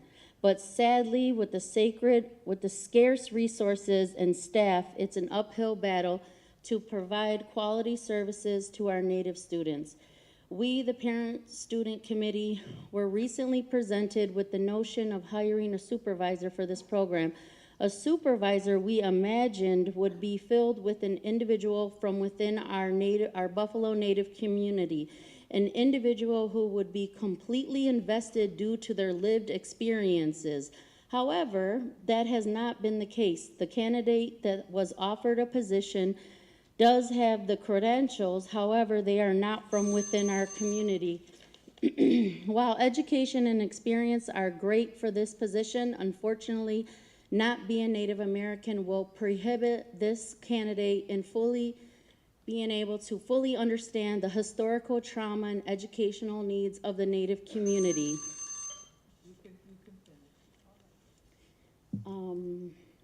Let me give you an example. If it was any other race or ethnic group hiring for their department, let's say African American or Asian culture, you would not put someone who does not belong to that community. So why would you think it's okay to do it to our Native American Resource Program? During the hiring process, there was no communication with the BPS Native staff or teachers or administrators in the district to assist with the interview process. This is a crucial piece to having Native representation on the hiring panel when recruiting and interviewing possible candidates so they can guide and direct the Buffalo District on selecting a successful candidate. Confirming a candidate without lived experiences and belonging to our community does not uplift the Native voice within the district, but does the opposite. It continues to oppress and whitewash the needs of the community, the same as which happened during the residential boarding schools era. The most successful way to ensuring the Native voice is uplifted is recruiting and hiring a Native Indigenous person for this position. As we all know, representation matters. On April 11th, our parent committee came to the consensus that our Native community would prefer to have a supervisor with lived experiences to fit the need for our Native students. Yahweh.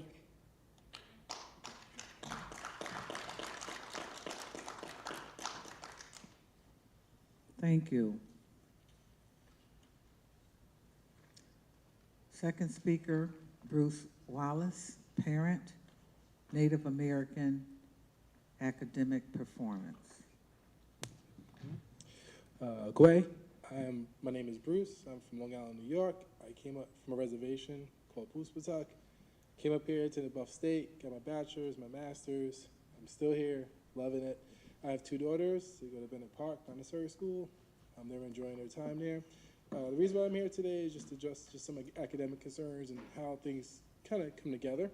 I just want to begin with first, just nationally, Native students tend to perform lower academically than their peers. According to the National Conference of State Legislators, Native peers in reading and mathematics would perform 2 to 3 grade levels below their peers in reading and in mathematics. They are 237% more likely to drop out of school than their white peers and 207% more likely to be expelled than their white peers. In my opinion, this is a far cry for help from our young people. We know there's a connection between the lack of education, poverty, and prison.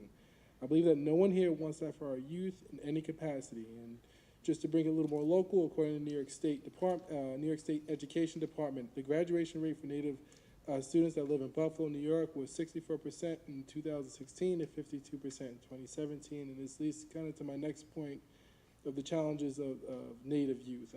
And I'm just using those dates just to, again, we had COVID, and I just want to be a little more accurate with the data that I'm giving. Education Week published a response article to something that must change, address challenges facing Native American youth. In response, Dr. Susan C. Fairclough gives her 10 challenges.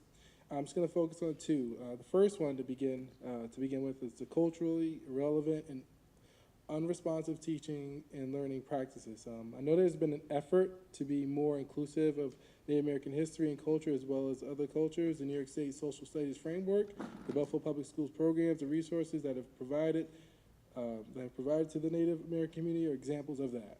However, there is the Native American Resource Program, NARP. NARP provides culture and academic support to meet the needs of Native American students throughout the district by increasing cultural awareness and identity, by increasing cultural awareness and identity while providing support to increase parental involvement, attendance, academic achievement, and graduations. This is right from the website. Students that are connected to their culture tend to perform better academically and will be less likely to not drop out of school, and I'm not sure how that's happening. where Native students are seeing their NARP specialist once a letter cycle, sometimes not at all. Some teachers in the district are having a problem with students going to their cultural specialists to learn. Also, the specialists that are pushing into the classroom are being underutilized. For example, they're being used as teacher aid to support all students and not the ones they're supposed to be supporting. If a student had a 504 plan and plan mandated, that mandated an aide to go and be with that student for whatever specific reason, and that did not happen, there would be ramifications for it. So I just ask that we take it serious. No, I'm out of time, but just want to thank you, board, for listening to me. Thank you, Dr. Williams, and Muskanamish.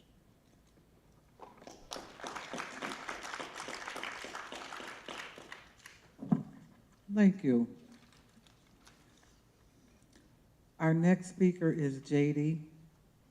Hill, concerned citizen, uplifting Native American voices in BPS.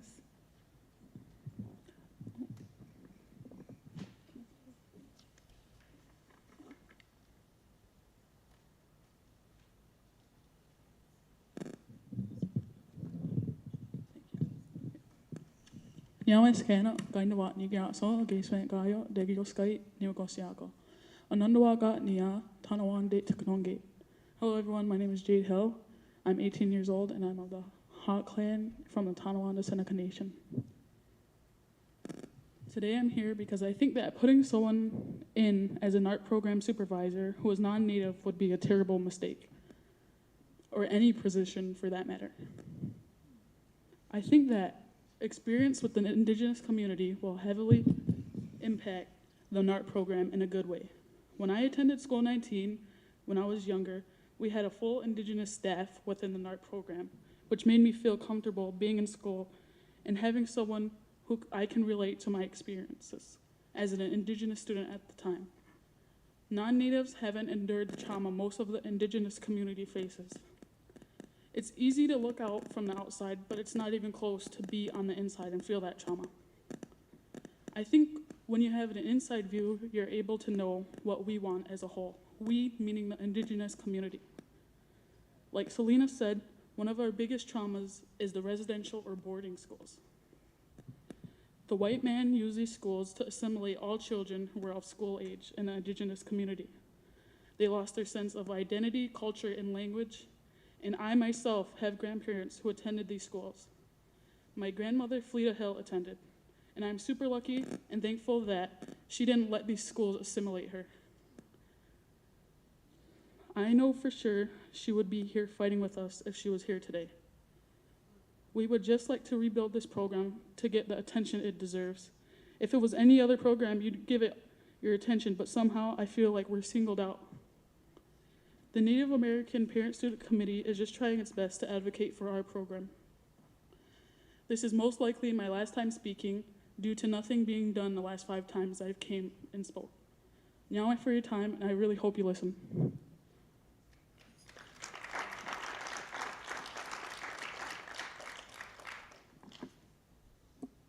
Thank you.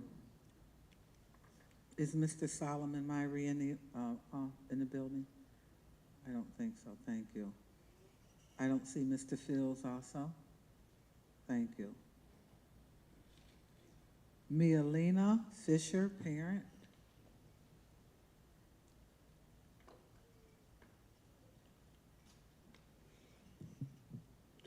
Good evening. I am a parent of a dyslexic child who is currently 3 grade levels below. When recently I encountered a teacher who couldn't perform the basic test to progress monitor him, I wondered why, how. What I found is the district is only requiring a 5-hour training course for the teachers through IMSC to become certified. However, after contacting IMSC, I found out they only consider this a training certificate and recommend much more training and other certifications in order to help struggling readers and dyslexic children. After asking the administration about this, they told me they would not be doing this as it was a recommendation and not a requirement of the program. So I, as a parent, wanted to know what else could be done. I found that the district is spending $1 million into the science of reading, With just 3% of that $1 million, we could become the gold standard of inner city school districts by certifying and training teachers through the Orton Academy, the developer of this method and curriculum themselves. We would be able to get 3 fellows, 60 certified SPED teachers, and 120 general education classroom teachers. The difference between IMSE and Orton Academy comes down to 2 things: money and training. IMSE only requires 5 hours of training, when the Orton Academy, just for a general education teacher, requires 80 hours. IMSE does not pay back into itself. Orton Academy does, because those 3 fellows and those 60 certified SPED teachers will be able to help certify new teachers coming into this program, continuously cycling this investment back into itself. After looking at the statistics of the children in our districts and their performance in ELA as a whole, our teachers need this intensive training, because this 5-hour training course isn't giving the teachers the necessary knowledge that they need to be able to service the children. We need a better program such as the Orton Academy for our children. With only 3% of this funding, we could become one of the very first inner city school districts to implement Orton Academy. We could give our teachers the knowledge they need to be able to help children like mine and so many others. Because as a parent, when you have to stare at your child in the face with tears streaming down his face, asking, "Mom, am I stupid?"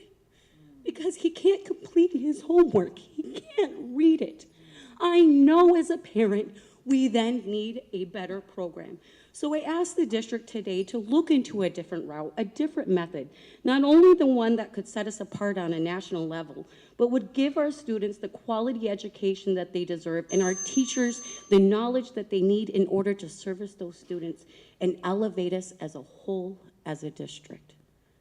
I would like to thank you, Madam Superintendent and board members, for giving me your time tonight.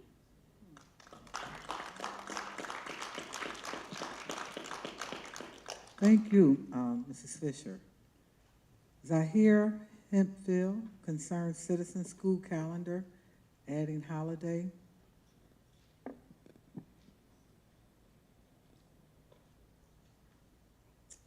Good evening. Good evening. Again, my name is Zahira Hemphill, and again, I have a very small ask for a very large impact.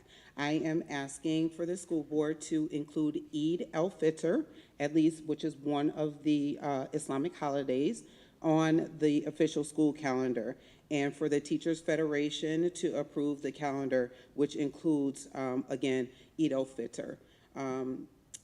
Eid al-Fitr is one of the 2 Muslim holidays that falls after the month of Ramadan, which we are actually upon currently. So Eid al-Fitr will most likely fall probably Friday or Saturday. For next year, it's going to fall 10 days back, which will put us at probably the April 10th mark. For those that do not know, again, Eid is one of the 2 Islamic holidays that fall on the Islamic calendar that go according to the lunar schedule. Inclusivity is key to creating safe and welcoming environments for all students, and as we know, the Buffalo School District, the Islamic and Muslim community children have grown tremendously over the last several years. The benefits of recognizing Eid as a school holiday shows respect and inclusivity for the Muslim students and their families. It's going to allow the Muslim students to celebrate their cultural and religious traditions, not just having an excused day off, but actually being recognized on the school calendar. It's going to align with other school districts who have established this practice since the early 2000s, and I'm going to mention Philadelphia, Pennsylvania, New York City, Baltimore, New Jersey, and more recently, the suburban school districts here in Western New York. So after conversations with both the Teachers Federation and the school board's officials, I would like to let everyone know that everyone is actually in agreement with this. Everyone just has not included it on the school calendar. So this is my small ask for a huge impact for the Muslim children with the Western New York Buffalo Public Schools. Thank you, that's it. Thank you, Mrs. Hemphill. Is Mark Bruno in the house? I see him coming. Mark Bruno, concerned citizen, parent, teacher, safety issues at Riverside High School and throughout district.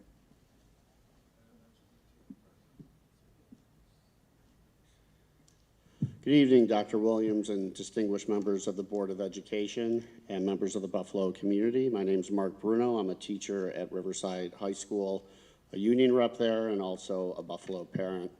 I'm going to change my speech a little bit tonight. My phone's been buzzing off the hook for the past 15 minutes, and the Buffalo Teachers Federation members were just notified that our president of 42 years, Philip Remore, will be retiring. I've been a union rep for 22 years, my entire career, and Phil has been the president for 42 years. And unions are like families.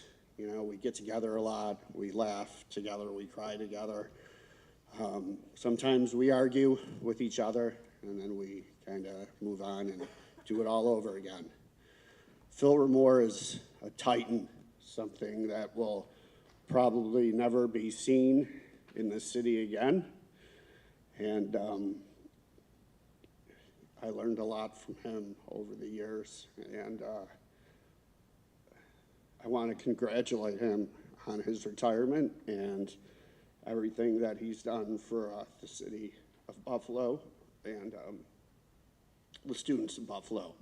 And he will be missed, and he and I may have had our disagreements, but we worked a lot together on many things, and I learned a great deal from him, and I want to wish him congratulations. And it's really actually hard to even think of the Buffalo Public Schools without him here. And so a huge congratulations to him on his retirement. I wanted to, thank you.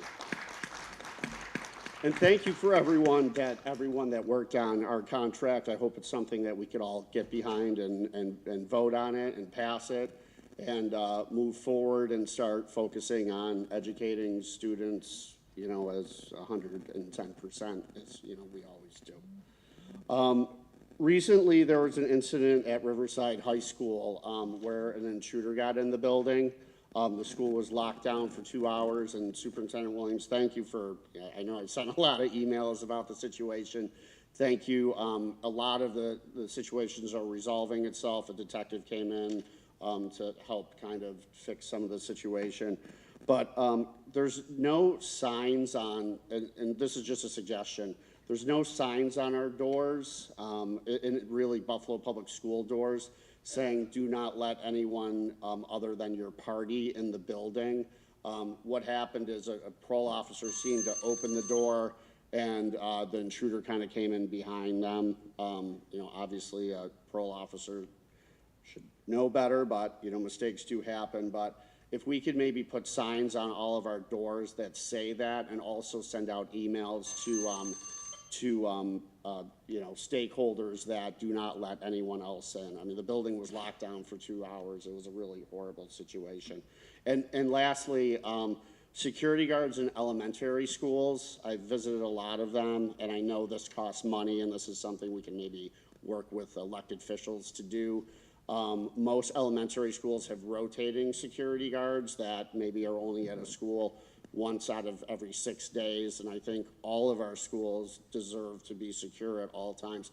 And again, this costs money, I understand this, but, and I know we've made a lot of improvements with security, but I feel that all schools deserve a full-time security guard, and even elementary schools, and that's something that I've talked to a lot of teachers about in elementary schools that they're concerned about.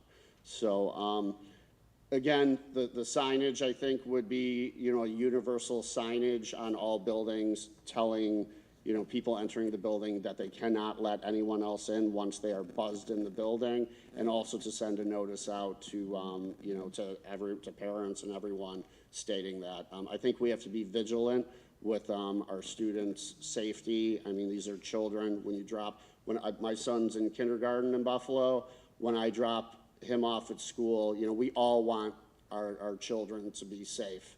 And I think that's something we all can get behind and always continue to improve. thank you so much for your time and everything you do. I appreciate it. Thank you. Thank you, Mr. Bruno. Michelle Hall, teacher, safety in the schools.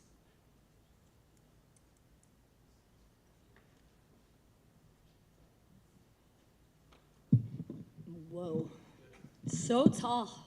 I'm just gonna take it off. There we go. Hi. Thank you for having me, board members. Of course, you've seen me before, and I'm here again. Oh, congratulations, Phil. I'm glad that he's gonna have some time to rest and relax and enjoy some of his golden years.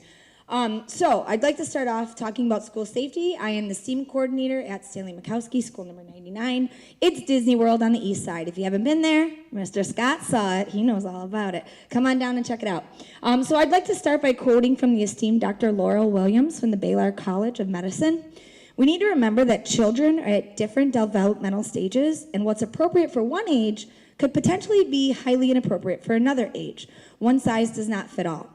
With that being said, we need to recognize that preparing for danger or disaster has become as much of a part of American school life as math or reading.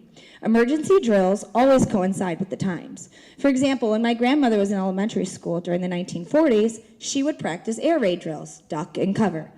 Let us fast forward 50 years, and I'd like to express my experience when I was in elementary school. Back then, we only had fire drills. That was our standard procedure. And I can remember even then, it would scare me to my core, that sound, that blaring alarm. It was so sensitive to my ears, and I'm still sensitive to sound to this day. And I know I'm not the only one who was affected. As a result, I would have to cover my ears, otherwise a headache would ensue, thus disrupting my entire day of learning. Yet, however, this is the method we've been using for the last 80 years, and I feel like it's really caused for a lot of us to have unwanted anxiety. Most importantly, you've got to realize that when we do these drills, they are surprise drills. Students and teachers are working, and we're very focused, and then boom, without any notice, there's an alarm. Get up, go, get out. Learning is disrupted and can be almost impossible to get everyone back on task, both teachers and students. I know there must be a better way to practice and prepare our kids for any emergency, because the bottom line is we need to do better as a district and as a nation. These students are our nation's future, and we have a moral responsibility to give them the tools that they need to be the best that they can be. Students need to feel safe before they can begin to even focus on anything academic.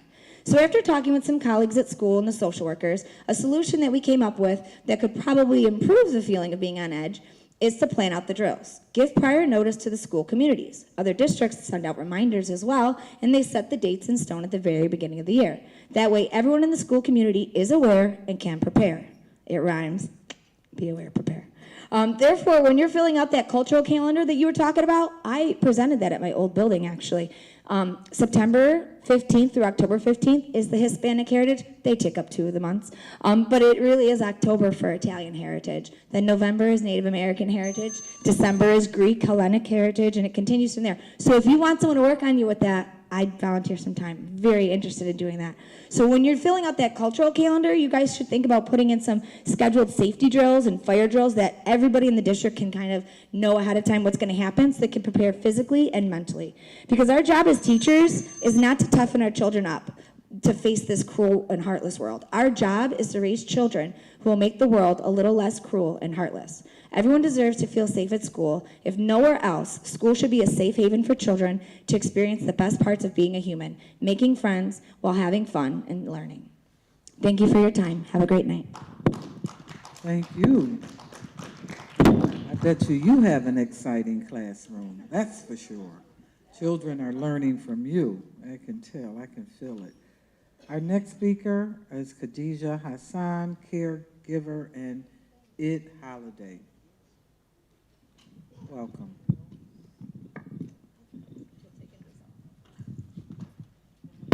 I think I got it. Thank you.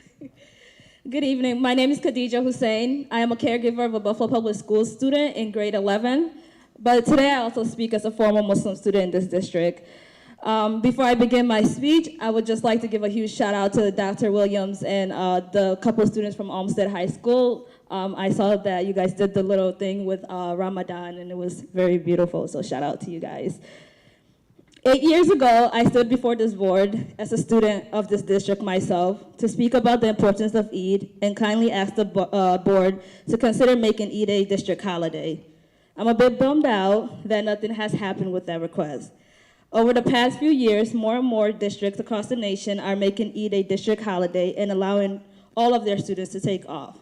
Examples of districts are, number one, NYC, which is one of the largest districts in the nation, in New Jersey district schools, Burlington School District in Vermont, Detroit School District in Michigan, Lewiston School District in Maine, and I actually just found out that Lackawanna just became one of those school districts as well.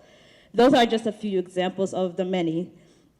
These school districts decided on the significance of taking off for Eid when they recognized that a good portion of their students were not coming to school and missing out on educational curriculum for that day or two. Today, I come peacefully to ask Buffalo Public School District to consider recognizing Eid as a district holiday. We can all agree that there's a large number of Muslim students in our district. Eid is the first day of Shawwal, marking the end of Ramadan, a month long of fasting from sunset to sundown. During that entire month, Muslims are required to do a lot of good deeds, giving zakat and sadaqah, which are two forms of charity, and building a sense of community. Eid is the only holiday that Muslims are actually given to celebrate with their friends and family, and it's a religious duty to take off from school and work to celebrate. We do recognize that the district considered this as a valid excuse when students miss school without the consideration of them missing up to 8 classes per day. If those classes are at 40 minutes, that equals up to 320 minutes of education lost. In simple terms, roughly 5 hours of learning time lost because our students were given the options of either going to school and not missing out of their education or spending time with their loved ones the only day that they get. Non-Muslim students are able to celebrate their holidays without worrying about it because Christmas is on winter break, Easter is on spring break, and I'm sure there's more holidays that are on breaks. I was told once that it wasn't possible to take off for Eid because no one truly knows what day Eid is, but why can't we just treat it like a snow day? Is it really worth having a lot of students miss out on their education for that day, just for one day? We are only asking for 1, maybe 2 days out of the year to get off to celebrate our holiday with our loved ones without having to worry about them being behind in school. There will be times that Eid will be on weekends or no school days or even on summer breaks. So the chances are very low that Buffalo Public School will always have to consider giving off for Eid. Putting children and family first to ensure high academic achievement for all is the Buffalo Public School mission. I know that this is a very short request and probably not possible, but I've been asking for this since I was in high school, and that's like a couple of years away from a decade now. I'm just wondering, can we put Muslim children and family first to ensure high academic achievement on this very special day of Eid? Maybe starting this Friday, maybe it's possible. I'd like to take my chances. Thank you. Thank you. Our final speaker for the night is Jessica Bauer Walker, Parent, Safety, and Wellness.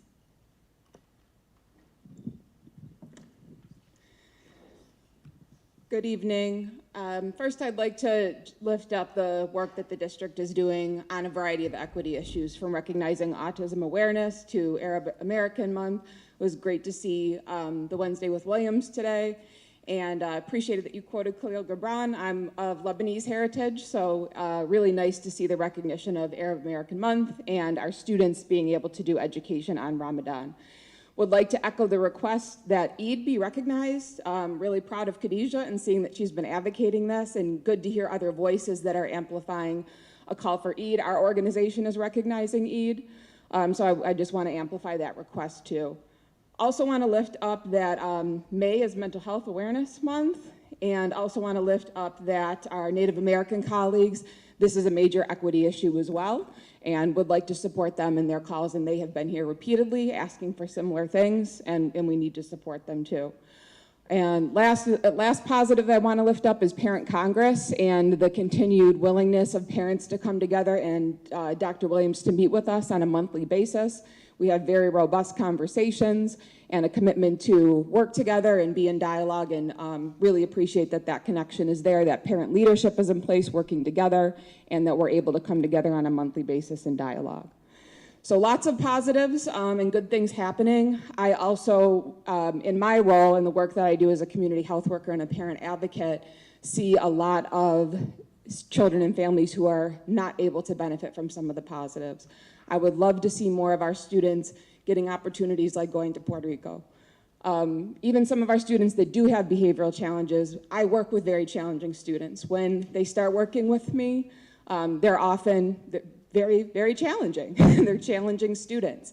But as we build trust and relationship and work through things and give them opportunities, we have a group that you've met before of youth community health workers that have gone through a lot of stuff. They are not the top achieving students oftentimes. And we've helped them grow tremendously since we started working with them in August. So I think that sometimes we need to give our students more opportunities. Lifting up on the mental health piece, and it's great timing since May is Mental Health Awareness Month, that depression, anxiety, self-harm, and suicide have spiked across the country. The Surgeon General has declared this a public health emergency with our youth. We know from our own youth risk behavior survey that we have a third of students persistently sad and hopeless. More than 1 in 10 have attempted suicide. Less than a third of our students know that they even have a mental health clinic in their schools. And less than half report enjoying learning. So we want to lift up the positives, but we also need to know that many of our kids are struggling. And I know that we're doing some good work on suspensions, and the suspension numbers are still too high. This is just one indicator of, since last week, 5,309 suspensions in Buffalo schools. Every single one of those suspensions is a harm that has happened, a child that is struggling with mental, emotional, and behavioral health that needs help, not to be sent home. So I'm asking us to come up with solutions. Again, I know that the district wants to work on this, but we need to use suspensions as an absolute last resort. I work with too many families who have had the children's academics completely derailed, their mental, emotional, and behavioral health set back significantly, and so many of these kids are really struggling. They've dealt with significant trauma. They have family issues at home. Parents have lost jobs. Over 5,000 suspensions, and kids being suspended. If you're black, 2.5 times likely to get suspended. If you have a disability, 2 times as likely. If you're poor, 2 times as likely. A district committed to equity, we need to treat this with a sense of urgency and start working together to shift from a punitive to a restorative system. Thank you.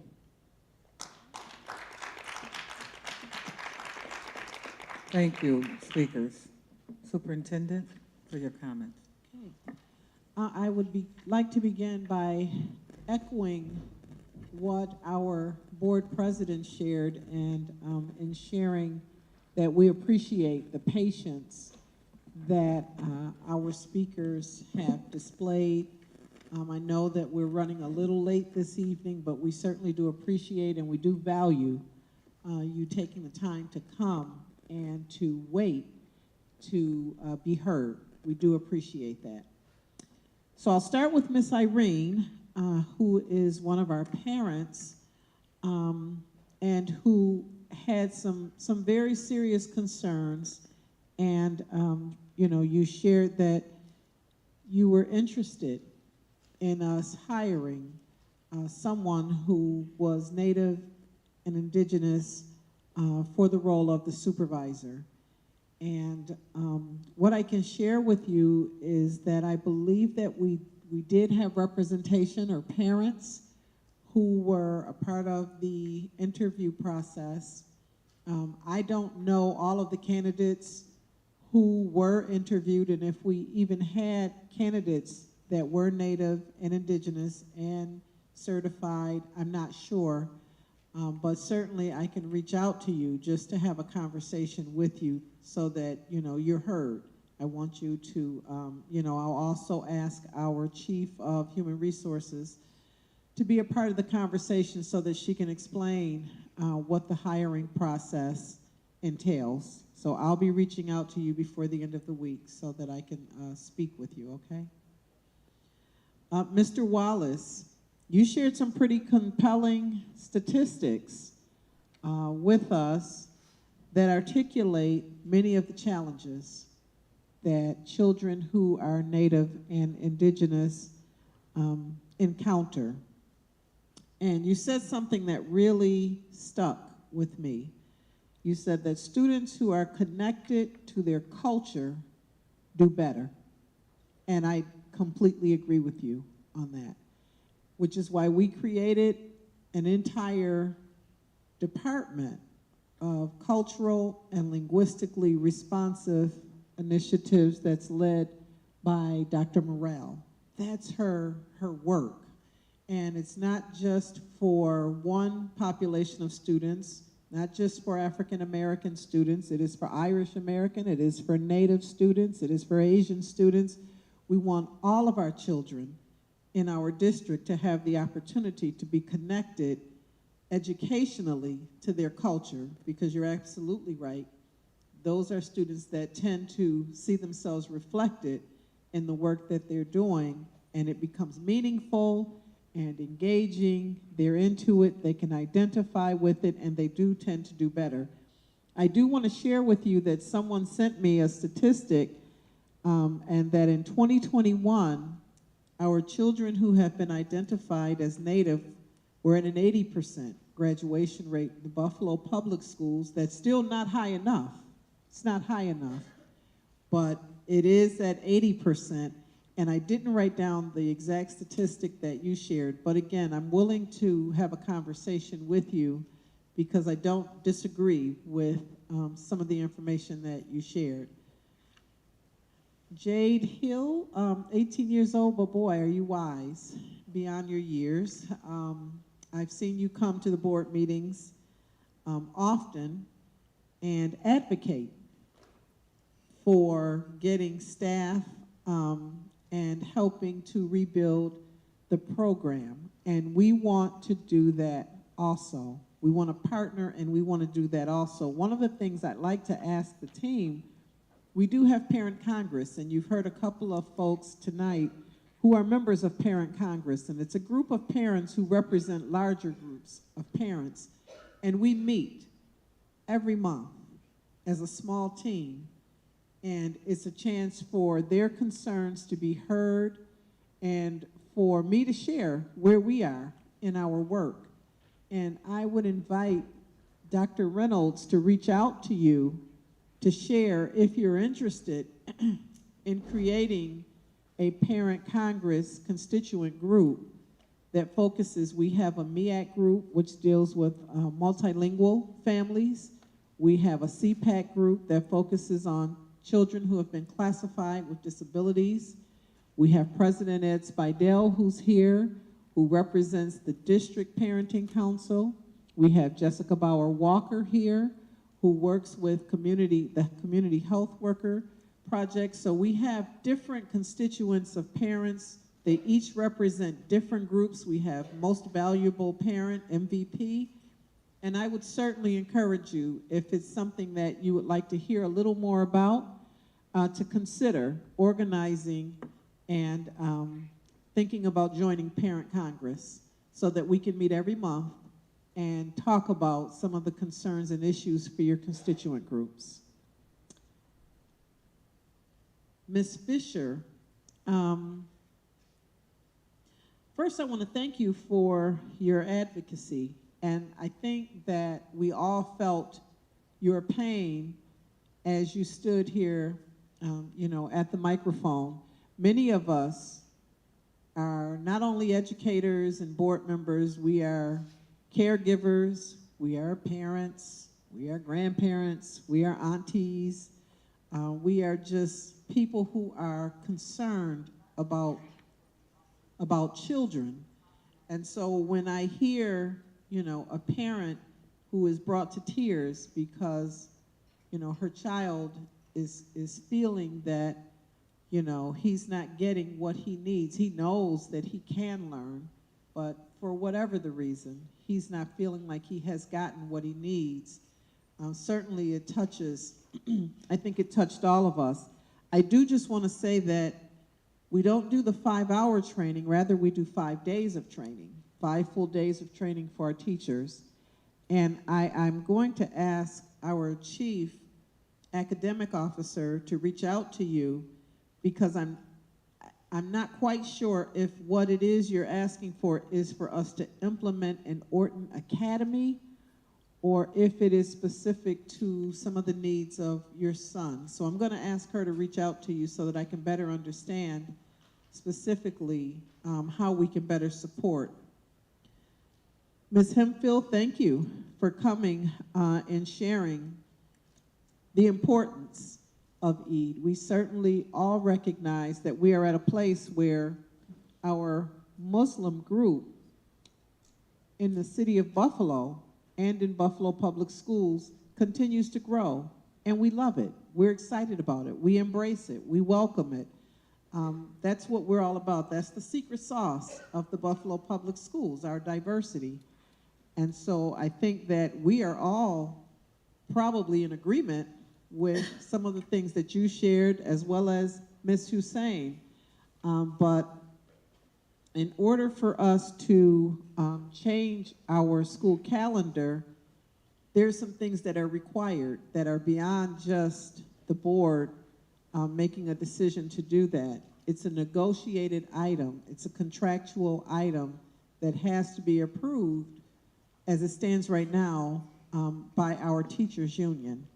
And so that's where we are with the Eid holiday. It's not that we disagree, it's just that there are some contractual things that have to happen whereby the union has to approve us expanding days in the school calendar so that we can celebrate the Eid holiday. So, Ms. Hussein, it probably won't happen this Friday. I heard you mention that, you take your chances. It probably won't happen this Friday, but it definitely is something that's on all of our radar. And it's something that we are discussing on how we can get that done. Mr. Bruno, always good to hear from you. Tonight I could tell that you hadn't planned to come up and share what you did, but I think we all have great and huge respect for President Ramore. And we certainly do appreciate all that you shared about all that he's done. I'm proud to share that we are at a place whereby we are ahead of the game a little bit with the signs on the doors. Our chief of security and our chief operating officer gave a report at our last committee meeting where we discussed that. And so that is something that will be coming. We will be working to get those signs up at all of our visitor doors in all of our schools so that everyone knows exactly what we expect. As far as getting security in our elementary schools, we're working towards that. There was a time where we didn't even have rotating security in elementary schools. Now we do have that, and we continue to hire regularly. And as soon as we can get to where we need to get to with our hiring, that's the next step, is getting security, more security in our elementary schools. Ms. Hall, you shared that there's a need for us to do more planned training for staff on safety. And, I want to say that, our board is really, really, really committed to and in tune to safety in our schools. And I had a conversation with board member Shuda last week. We had an incident that happened at one of our schools, a very unfortunate incident. And I listen. I really do listen. And something that she suggested resulted in us sending something out almost immediately so that our schools are better informed on swatting and what swatting is and what the protocol is if they receive a swatting phone call, which is a hoax that something horrible has happened in a school, and it's very frightening and it disrupts the school day. It can be unnerving, not only as it's happening, but the after effects of it. And so we do want our schools to be better prepared. We are also planning, our chief of security is planning to do an active shooter training on one of our superintendent conference days with most all of our staff. I think that, you know, the better we are prepared, I hope we never, ever have to use any of the training that we have, but it's just like fire drills, and they have become routine now, and so the children know when they hear a fire drill, they know what to do. When I was a little girl in school, we used to get under our desk, you know, for these drills. I don't know what that would have done, but we all knew, you know, when we had to do it, and it became routine. And it's unfortunate that that's the time that we live in, that we have to practice things like that, but we certainly do. And I'm not in disagreement that as much as we can do it planned, we want to start with planned trainings, but we certainly want some of our trainings to not be planned, because what happens if you're in the hallway and classes are changing, or you are in the playground and something happens? So we want to, you know, have different scenarios, some planned, some that are not planned. I think when we have trainings that are not planned, that's where we get to see what we need to do to make sure that, you know, we're really prepared in keeping everybody safe if anything should happen. Ms. Hussein, I don't have much else to say because I shared earlier about the Eid piece being negotiated. Just know that that is something that is on our radar. In fact, Chief Kuzma has met with, was it a parent or an organization, to discuss it a little further. So it is certainly something that is being prioritized. It's important, know that, but it is something that's negotiable. And finally, Ms. Bauer-Walker, thank you for lifting up a lot of hard work. You know, it's hard work that you're engaged in, and it's hard work that staff is engaged in every day, and I appreciate that.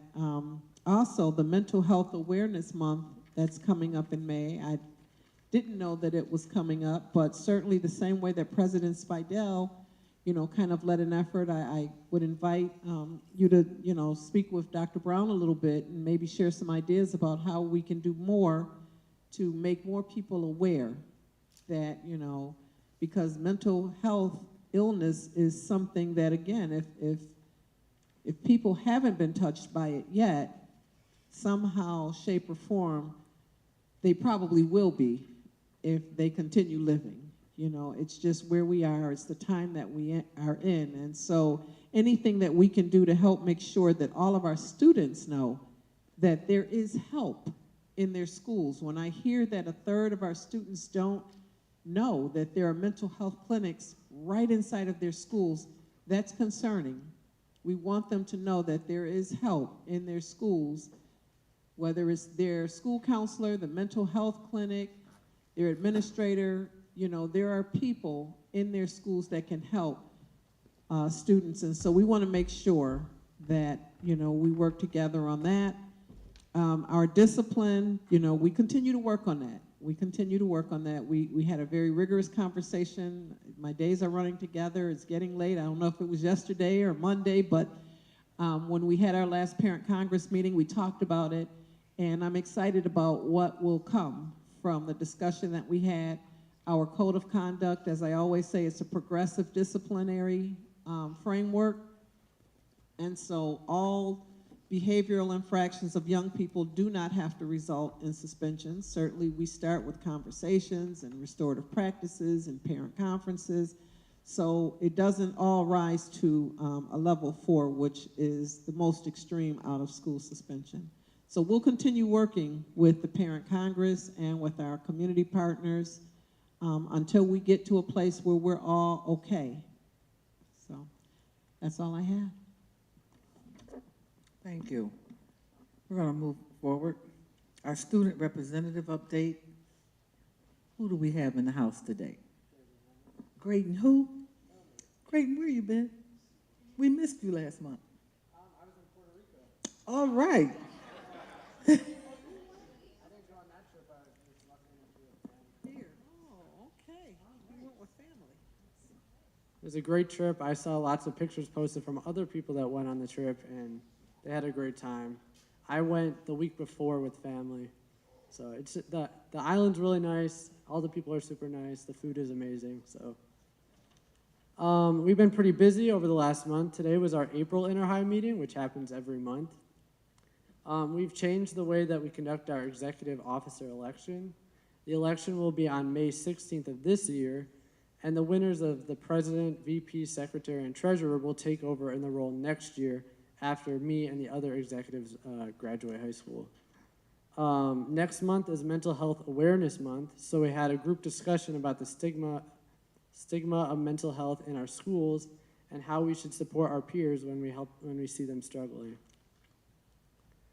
21 members of Inter-High will be representing Buffalo Public Schools at the Niagara University Annual Youth Conference next Thursday, which is actually on the Superintendent's Day. So everyone's taking their time to go represent our Buffalo students.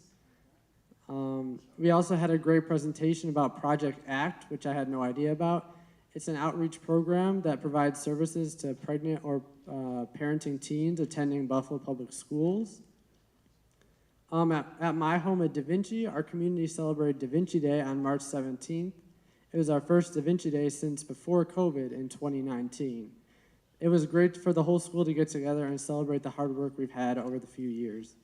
Thank you to Mr. Osmond and Miss Brett for organizing that. They are great teachers at our school that are working hard for us. Also, shout out to Hutch Tech, where they created posters on ways to support students' mental health needs. And at MSC, they told us that they organized a new gym club for students to participate in extra PE activities with classmates after school. So I'm probably going to go home and I'm going to do tons of homework, but thank you everyone for showing up tonight, and have a good night.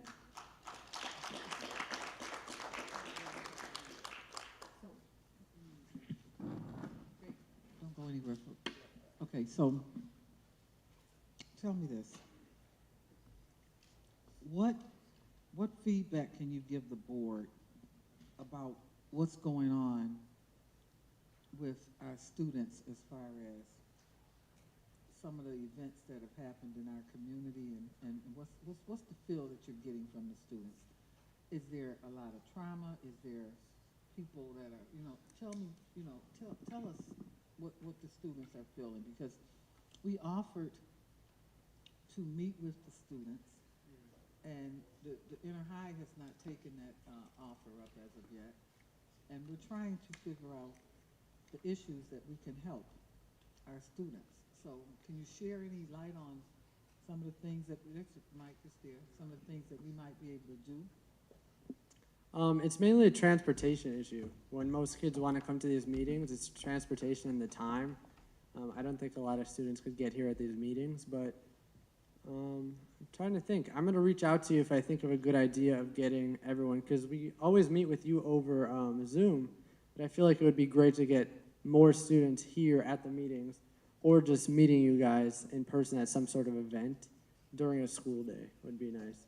You would like during a school day? Yeah, during a school day would be a good idea. Do you think the students would be interested in talking to us? Yes, a lot of them would be. They're future leaders, so I think they want to talk to you guys. All right. So, Dr. Williams, the students would like to talk to the board. So we'd like to try to make that happen. Okay? Thank you. Thank you, young man. You represent well. Your parents should be very proud of you. This is what happens when students can articulate. Okay? All right? They know how to stand up and say what they have to say. We're raising leaders when they can talk.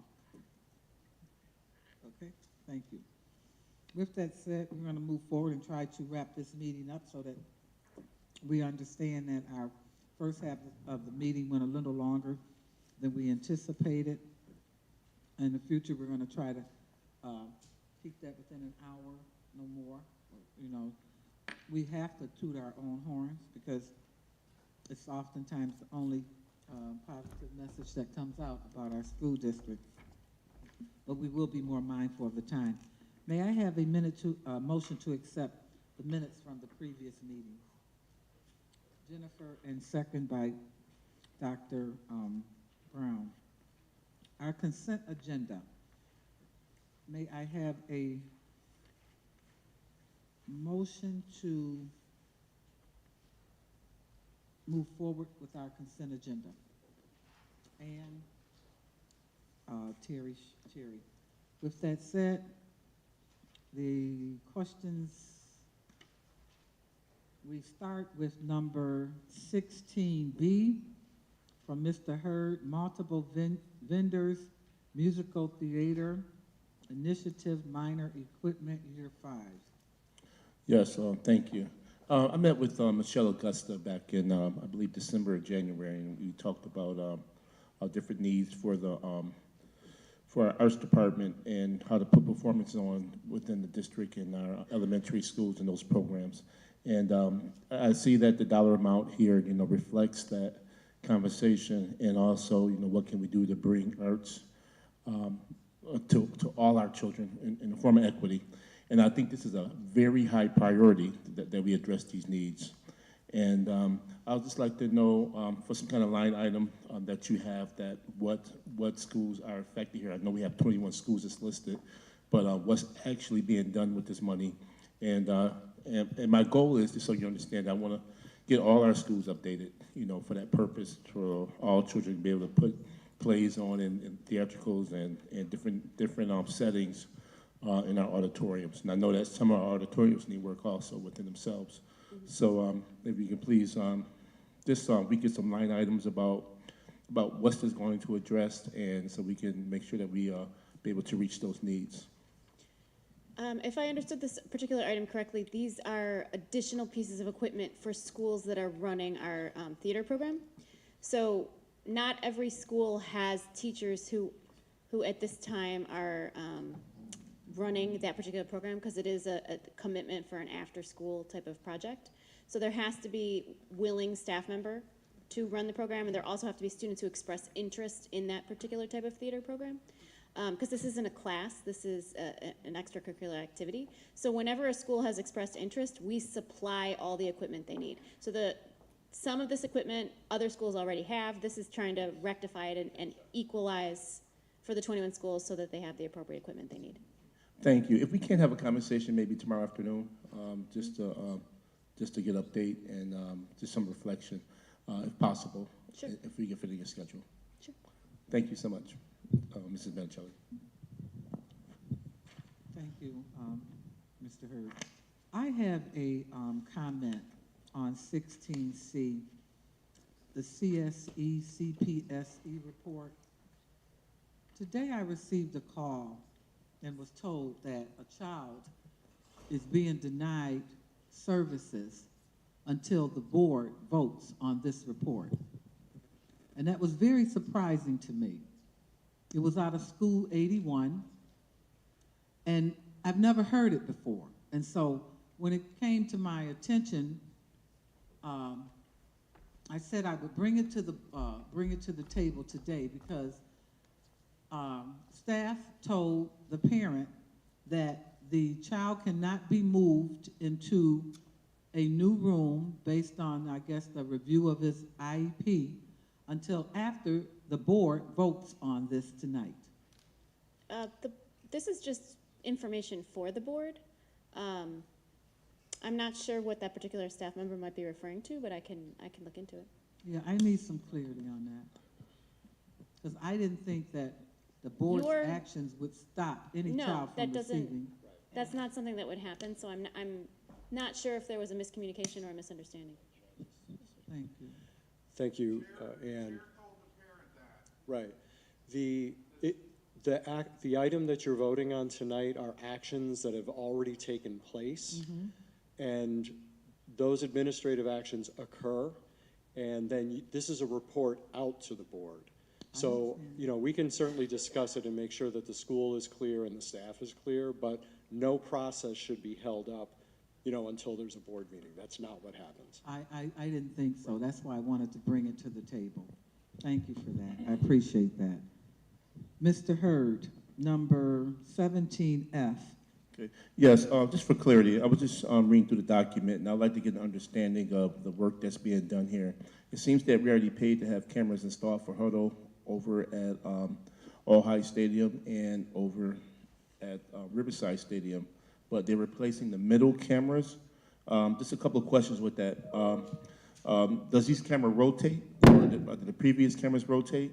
And also, if we are replacing the center cameras, which look like it's on the 50-yard line, are those other cameras going to be leveraged someplace else? What's going to happen with those?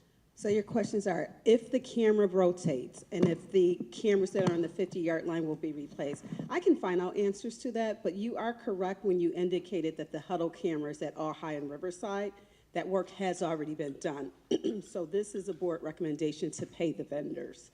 The two questions that you've posed, I will obtain answers regarding those. So you're saying this is to pay the vendors. It looked like I read it here and said replace the center cameras at both locations. The work that you've read in that board recommendation took place. It's been done since September 2022. Okay, thank you. I'll redo it again. If any questions, I'll give you a call. Thank you. Thank you. Our next item is number 18L, vehicle, in regards to a vehicle purchase. Board member McKetchum. She's not at the table, okay. And we are also missing Mr. Scott. He has a question. We will try to come back to them. Next is 19J, Mr. Hurd, African American Veterans Monument of Western New York. Lisa, can you find out what's up with him for me? Thank you. Okay, I believe we had 18F first. So you have a question, I have you down. Are you saying you have a question about 18F? That's correct. Okay. ATF was about the bleachers and inspection. I understand that this money is being used for inspection of bleachers. That's going to accommodate, look like a great number of our schools. But we're looking for, my question is about repair and replace. We've been repairing bleachers, and some of them are very, very old since time of the schools. So I don't know if this is under the capital monies or this is monies that's being set aside. But are we keep on repairing or replacing these bleachers, and also the curtains? Like I went over to Public School 31, we had issues with the ropes there that's on electric toggle that doesn't work for the kids in that location. And we already addressed the situation. We put new bleachers in McKinley High School 2 years ago, and those were in need of repair already.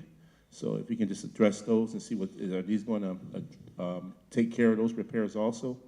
This is not a maintenance contract at all. It is purely an inspection contract. Just like we have to have our elevators inspected, we have to have elements in our cafeterias inspected, we have to have our electronic bleachers, our electronic curtains inspected for Title VII, Title IX, NICEAD regulations.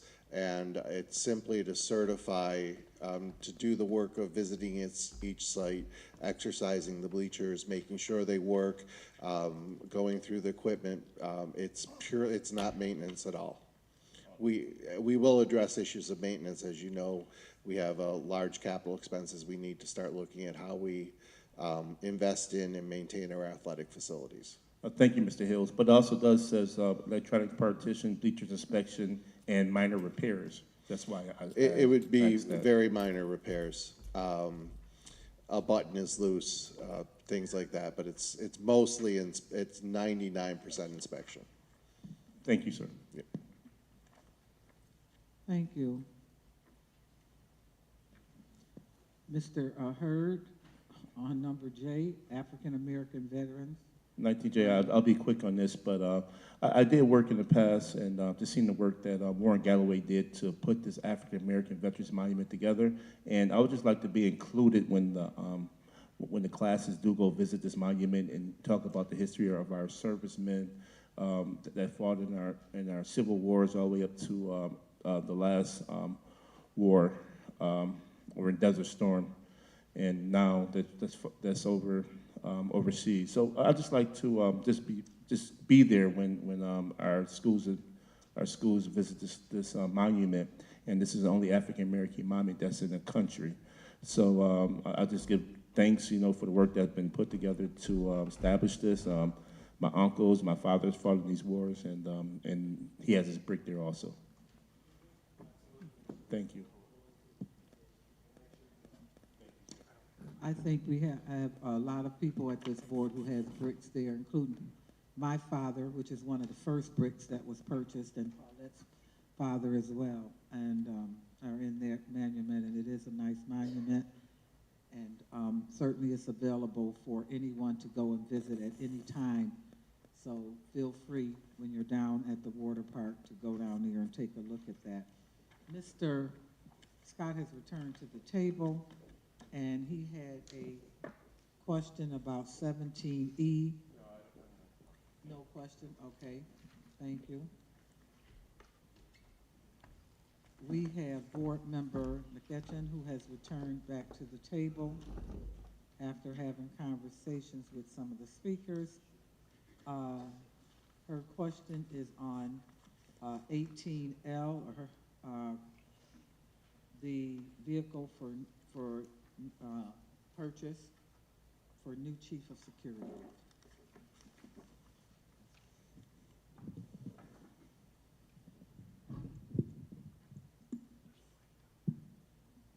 Thank you. Sorry, our mic died on us over here. That's okay. So took us a moment there. So my question is not in opposition to the purchase of the vehicle, but the question is, are there other more cost-effective alternatives that we could be looking at? Maybe something that's a little bit smaller, or maybe not quite as necessary to be this particular vehicle? And I guess that's my question, is just, are there other alternatives? We examined almost every alternative, including different models. Lease as part of our master lease, a standalone lease, buy used, and buy new.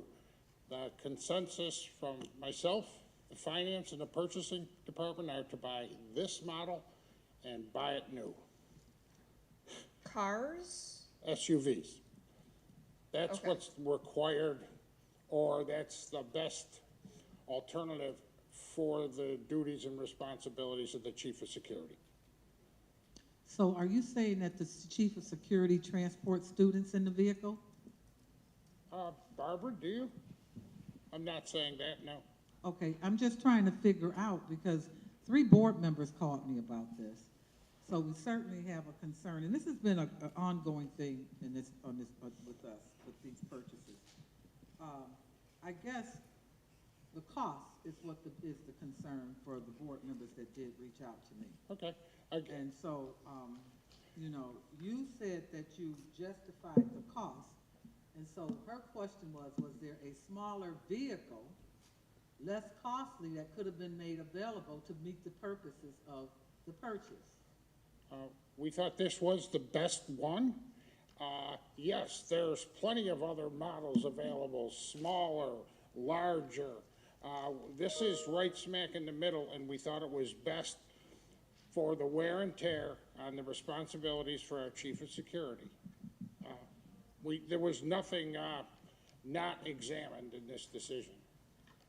Okay. All right. Anyone have any comments on this? Oh, yes, Mr. Hurd. Yes, the Chevy Traverse is a vehicle that's sometimes you can identify as SUV as a truck, and I know that going from school to school, you're going to have a lot of wear and tear on going through city streets here in Buffalo on a vehicle, and getting something that's not as constructed as well could be more costly. Yes. Going into the shop all the time for alignments and tires and things. And that you really need something for all the traveling that she does with her job, something that's going to hold up throughout all weather, and also the carry equipment that she may need to go to a site. Thank you, Mr. Hurd. Any other board members? I think ultimately it's the cost. And I think that when you are talking about putting a employee in a new car, the superintendent is not riding a new car. you cause board members to start questioning what's going on. So it's a pattern of being able to justify anything that you basically want in this district. It happens all the time, okay? And so what the board has said in the past and what we're saying now is that we don't have a problem with new cars being purchased, but we expect if that car is not being used for transportation of students, then we want to make sure that there's a reliable car, okay, that is not costing as much money as that car is costing. See, right now there's plenty of money around, okay? And so you did your research and the superintendent recommended, and I'm sure the board will go with it, but in moving forward, what maybe needs to happen is before a requisition like this is put before the board, that a conversation is had with the board about doing this type of purchasing. Because it's not just this car, there's other cars that are out there that people are using or whatever. So it's nice to drive around in a brand new car, but most of us or some of us are using used cars with extended warranties on them. Okay, so let's get to, we got several board members up here that recently bought used cars with extended warranties. So understand where the board is, understand where the board is coming from here, okay? So be clear, moving forward, I suggest you bring it before a committee and talk about it so that we don't have to have this conversation in public, okay, about what you're doing with this, with transportation in this district, okay? We need to be clear. Did you buy an extended warranty on it? We have not purchased the car yet. This is But the are good you authority planning to on do buying so. an extended warranty? I'll have to check with purchasing. I believe that's standard though. And why did it end up in a Chevy and not a Ford or another vehicle? I'm just curious. I think we were looking, again, for a Or reliable... GM. We were looking for a reliable vehicle. A Traverse is a middle-of-the-road vehicle that will also provide reliability and the space within the vehicle for Barbara to, conduct her extensive travel on a daily basis. I understand that. I understand what you're saying, but what you're not hearing me. What I'm telling you is that when you come before in the future, don't bring a car before the board before you talk to us in committee, okay? That will make things easier. Okay. Okay, because they have definite opinions. If you have board members that are buying second cars that are gently used, and how you feel about staff not doing the same thing. So understand who we are. We are conservative when it comes to spending money. At least I am. Okay, I don't know what you are, but I'm very conservative when it comes to spending money. I can afford to drive a Lexus. I chose to choose to drive a car that's not a Lexus. That's how conservative I am. Okay, so I just want you to understand, what's going on here with the board and their thinking process. Okay, we want to count for every dollar. Okay, the pot will run dry, and then we'll be sitting up here and we'll have people like this reporter out here pointing out to us that we spent excess money on a new vehicle. Trust me, it's gonna come back at us. We already know the game. Okay, we've lived it. Okay, so that just be very mindful of the money that's being spent in this district. We're serious about it, okay? Because there are some $25,000 cars that are just as reliable and they could have gotten around too.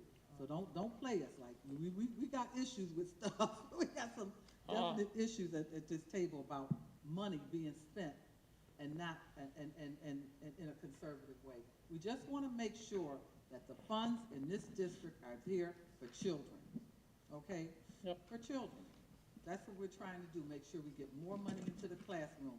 And if we're talking about in the future, running into financial crises, we certainly won't want to be having conversations about the luxury items that are being purchased when there are other items that can be purchased at a lower cost. I'm sorry, that's my opinion. And we speak often, and I always listen, and I hear you about going forward, but I do want to, I don't like people who always have to have the last word, but I'm going to try. This is, there's, that if you don't listen to us, you're going to have problems in the future. Yeah. That's what I'm trying to tell you. Okay, but there's nothing exorbitant about this purchase at all. It was the result of an extensive analysis on lease versus buy used versus buy new, for the requirements of our chief of security. This was not only the most cost-effective, it was the most reliable for going forward. Okay, and you're entitled to your opinion, okay? And you're getting the benefit of the doubt this time. All right, well, I Okay? appreciate that. But in moving forward, okay, you need to have some serious conversation about the money that's being spent on transportation and people riding around this city. Okay, because the board has some definite concerns. And I don't receive calls like that from board members like that, and they're saying the same thing. I mean, I think it's Ford, if I remember right, saying the same thing. And so I'm trying to make sure the item passed, but I need you to understand that there were a lot of calls on this particular item. And it has no reflection on the chief of security. It has to do with the cost of the item, is what the concern was. That was it. Okay, yes.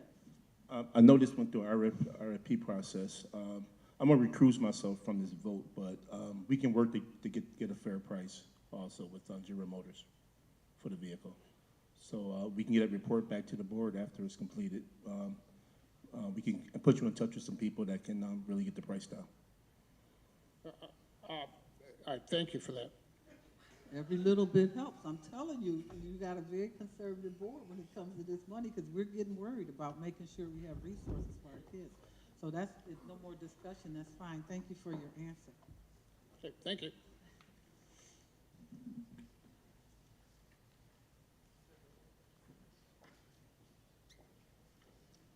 Next item up, I think we have exhausted everything unless someone has something that's not on my sheet again. Okay. Mr. Kuzman, can you come forward and hold the board, please?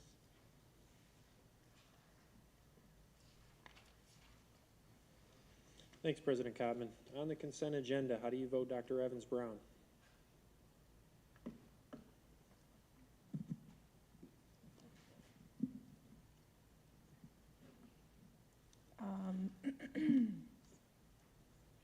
I have one exception.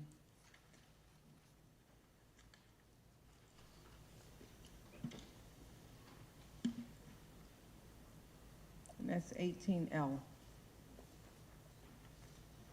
Other than that, no exceptions, Dr. No Evans-Brown? exceptions other than that. Mr. Hurd.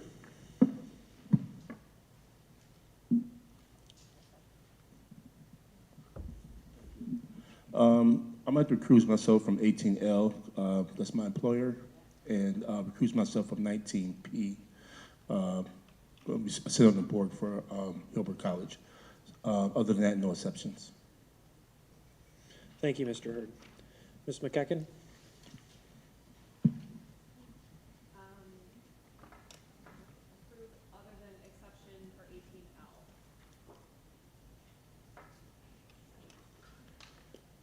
Exception 18L, other than that, no exception? Okay, thank you. Ms. McCosey? No exceptions. Dr. Rivera? No exceptions. Ms. Shuda? No exceptions. Mr. Scott?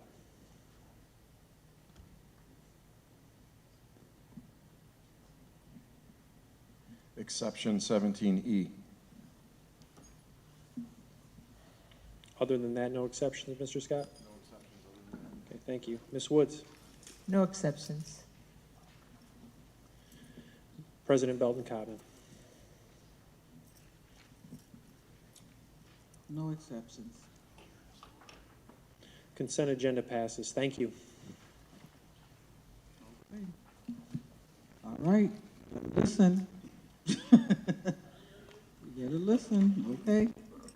Because this is a new day. This is a new board, very conscientious board, very conservative board as far as spending is concerned.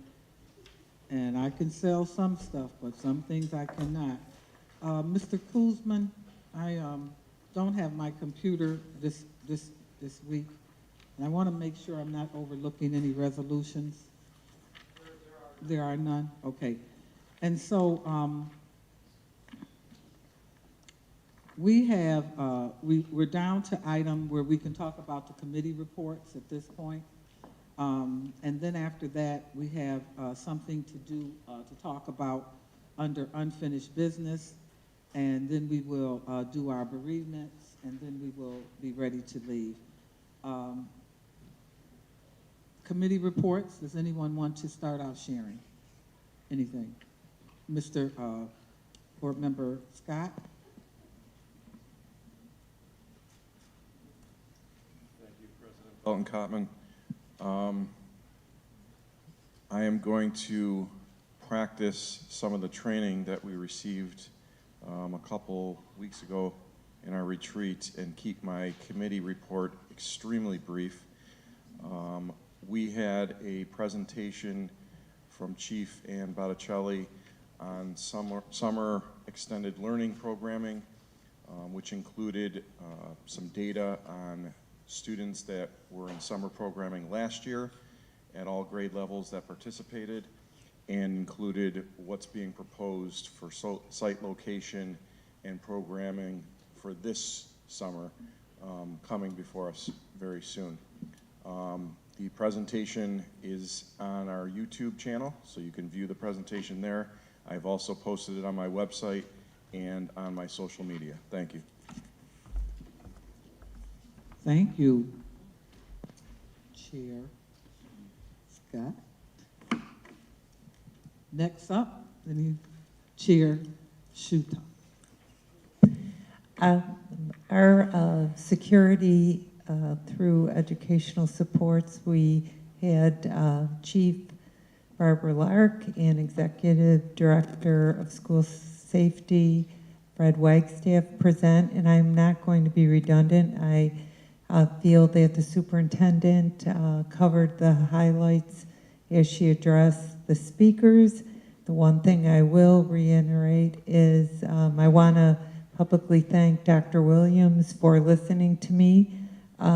It was a really serious situation at South Park High School that I'm not sure that people were even aware of the trauma that staff and the students felt during that situation. So I appreciate that Chief Lark is going to address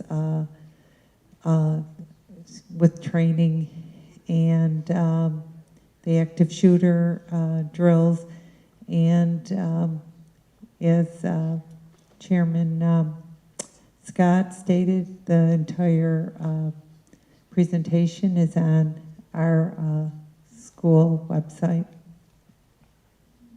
Thank you, Chair. Are you ready, Vice President? Okay, Of so Executive Affairs. Executive Affairs session was held on April 12th. The primary focus was on the May 5th, 2021 board denial of renewal applications for Enterprise and Westminster charter schools.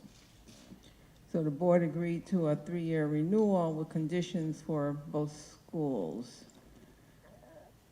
There was a board advisor, well, a charter school advisor to the board who was hired, who is getting paid by those 2 charter schools that I mentioned, Dr. Connie Moss, who emerged from a number of great candidates, but she was a stellar choice.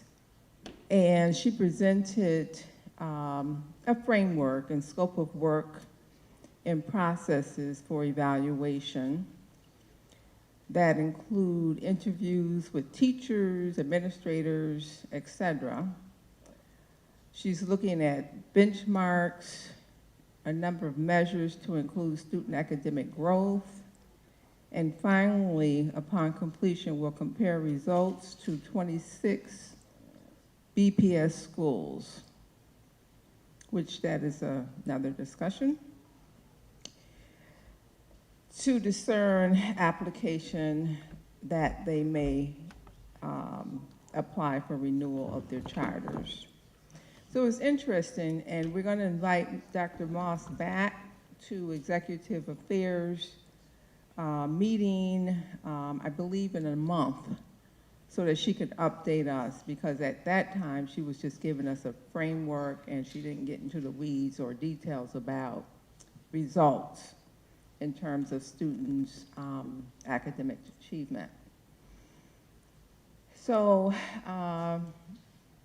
board members Wood, and that was that report. So, in addition, board member Woods and board member McCheck and myself, we went to Orlando, Florida for the National School Boards Association. That was pretty interesting. And a lot of times when we go to those meetings, we like to find out what's happening across this country with school districts so that we can adopt some of those successes. But what I discovered this time was that there were really good models that included, for example, a mini superintendent who was hired, well, not hired, but selected by a group of her peers to be a champion of voices across the district. The district, though, is very small, about 7,000 students. And so, while it was good, it has no comparison to, a 30,000 school district. So, but it was interesting. I think it was cute. I think it was educational that this young woman was successful, in her endeavor. What I also found out that a lot of these school boards across the country do not have student participation. They don't have a student board member, for example. So we can model, some of the things that aren't happening across the country, and we're proud to say that.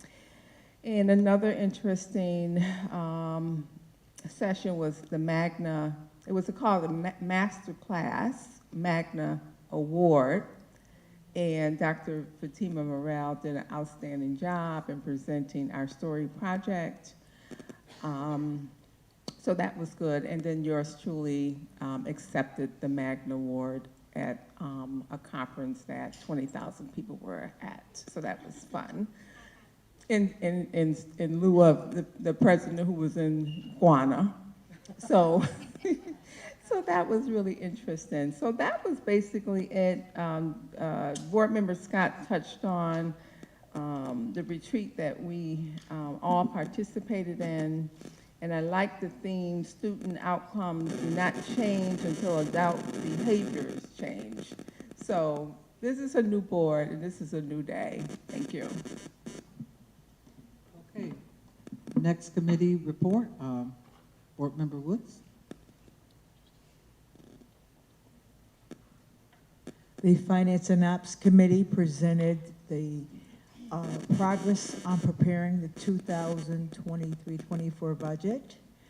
Our excellent CFO walked us through the steps and where we were at, and he gave us we were waiting for the state final budget, and we were anticipating it April 19th. It's still not passed, but they have given the departments and received their school-based budgets, and it's still anticipated that there will be a May 1st draft of the 23-24 budget for the board. And the deadline is we're expecting to approve our budget on May 17th. So it's still a work in progress. One of the other factors that was outstanding was the numbers that we would need to settle the final remaining Buffalo Teachers Federation contract, and I believe we will have progress on that. So everything is moving along successfully. Yes, I did attend the National School Board Association conference in Orlando. And it is always impressive to see that Buffalo is #1. We beat out Texas and a lot of larger school districts with Dr. Fatima Morel's project. They were extremely impressed, and the reception was wonderful. We got to meet Mrs. Bush. She was also presenting at that conference, and we all got pictures with Laura Bush. The other thing was that we did the retreat training, and I think all of us are enlightened that the only reason we are here is one, for the vision of the community and to have their vision, to get the feedback from the community on their vision, and to take that vision and to turn it into student outcomes, what they know, what they learn, and what they should be able to accomplish. So I've been reading that book, and I'm looking forward to making us an excellent, even better school district. We are outstanding in the country, and I know we're going to be better because of this training. That's my report. Thank you. I just want to briefly just point out that some of the things I've done, a few things, not many, but just a few, because I think it's relevant that people know that our adult ed at their annual breakfast, which included our partners as well as our students who were honored. And adult ed is be the best that they can be, and we are expecting some great things moving forward as they transition into their new look. I met on the 22nd with the Arab American Muslim Association, who has developed a scholarship for $5,000 for 5 of our students. And this scholarship was created before the May 14th incident. It is designed for the students on the east and the west side, and it is for students who patronize or who live around the stores that are owned by them in their community. The scholarship is opened, I think, until the 16th of May.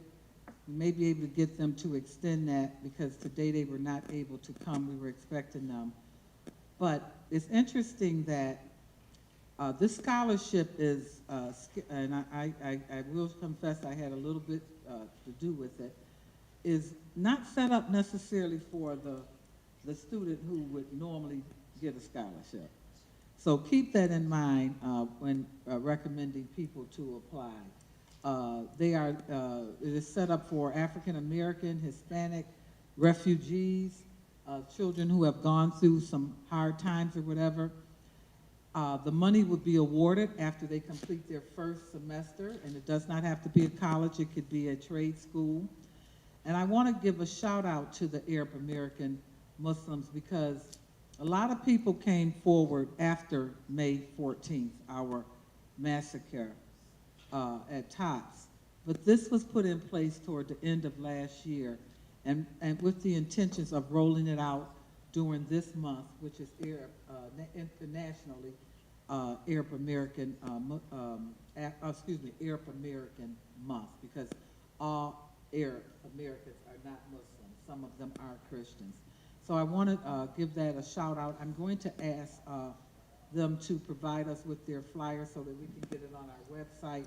I'm going to encourage board members, because it means money. It can help the student get books and transportation, so it's really important. I met with the redesign team for Bennett, Marilyn Whitman, Richard Lane. They are doing a phenomenal job up there. I wanted to give them a shout out because they care so much and they do so much. The alumni at Bennett is alive and well, and they make a difference. March the 25th, I met with New York State School Board Association Diversity, Equity, and Inclusion Committee. That conversation dealt with Mr. Scott. It dealt with talking about resolutions and ideas to present before, and I wanted to have a conversation with you about that because I know you worked with President Petrucci on putting together some ideas in the past about what we can propose. So I'll be sending out that information to everyone. And if you have any ideas on what we can recommend as a board to try to get the state to accept certain agendas, that's the time to do it. And I'll send that out this week. Finally, March the 28th and 29th, our retreat, and we're going to talk a little bit more about that if we can take this time right now. The Council of Great City Schools, and we're doing this under new business or unfinished business, has submitted a contract to us for us to take a look at moving forward. Dr. Caresses, would you come forward, please, and express what your recommendation is in regards to that? And then we can, further move forward after this. Thank you, Madam President. What I think the next step would be is I'll have a meeting with AJ and with Ray Hart, and we'll talk about the specific deliverables that are in that contract, and then, we can discuss that with the superintendent and with yourself, and then make, provision for next steps. Thank you. So the things that I read, and I expressed this to Dr. K earlier, is that I want to make sure that we still have some autonomy of our meetings and things, because I don't want us to get ourselves wedged into something where we can't do certain things. So he's going to explore that for us and bring it before committee, if that's okay. I think it should come under the Executive Affairs Committee. Sure. Okay, and so we'll take it from there. And the other thing under the other thing under new business is the Area 1 Director position. I'm sorry, did you have a question? Thank you. One point on the Council of Great City Schools potential contract. I read in there that there has to be a resolution that comes before us for us to vote on, because a part of this contract could determine how much it costs based on how we vote. So at some point that would have to happen before we proceed. Right, and also how quickly the goals are implemented, the timeline for that. Right. Right. And the board, nothing really can happen without the board doing resolutions. So we understand that. And with that said, David Lowry has sent a letter to our district to ask us to consider him for the vacated position of Area 1 Director. For those of us who know who David Lowry is, he currently sits on the Erie County School Board Association and has been a very loyal and devoted partner and friend to Buffalo Public Schools. It would simply just require, if the board is in agreement with it, a letter sent. First, we would vote, of course, on it, that we are, that we want to do it. And then we would have a letter sent. The letter would be sent down to New York State School Board Association, and we would basically say that we recommend and we are endorsing him. And I think that would have a lot of weight. We are the second largest school district in the state. And this is open for discussion at this point. Because after this, if we are in agreement, I would like for a motion to be made and we vote on it right now, if that's possible, so we can get this taken care of. Yes. Oh, yes. We met about this with the Erie County Association of School Boards a month and a half ago, and this opportunity looked like it was going to arise. And I just want to say, from my perspective, that David Lowry is highly qualified for this position, and that he has dedicated his life towards education and here in Erie County, working with all our schools, in equity and also in needs. So I highly suggest that we take a look at this letter and think about the things that we want our area to go in, not just the Buffalo Public Schools, but here in Erie County, in the direction we want to go in. And he always has a listening ear and a great directive for hearing out all districts that reside here in Erie County. So I just want to promote this letter, and if we're going to move to a vote, we can take that stand now. Okay. Does anyone else have any comments on this? Okay. May I get a motion on this then?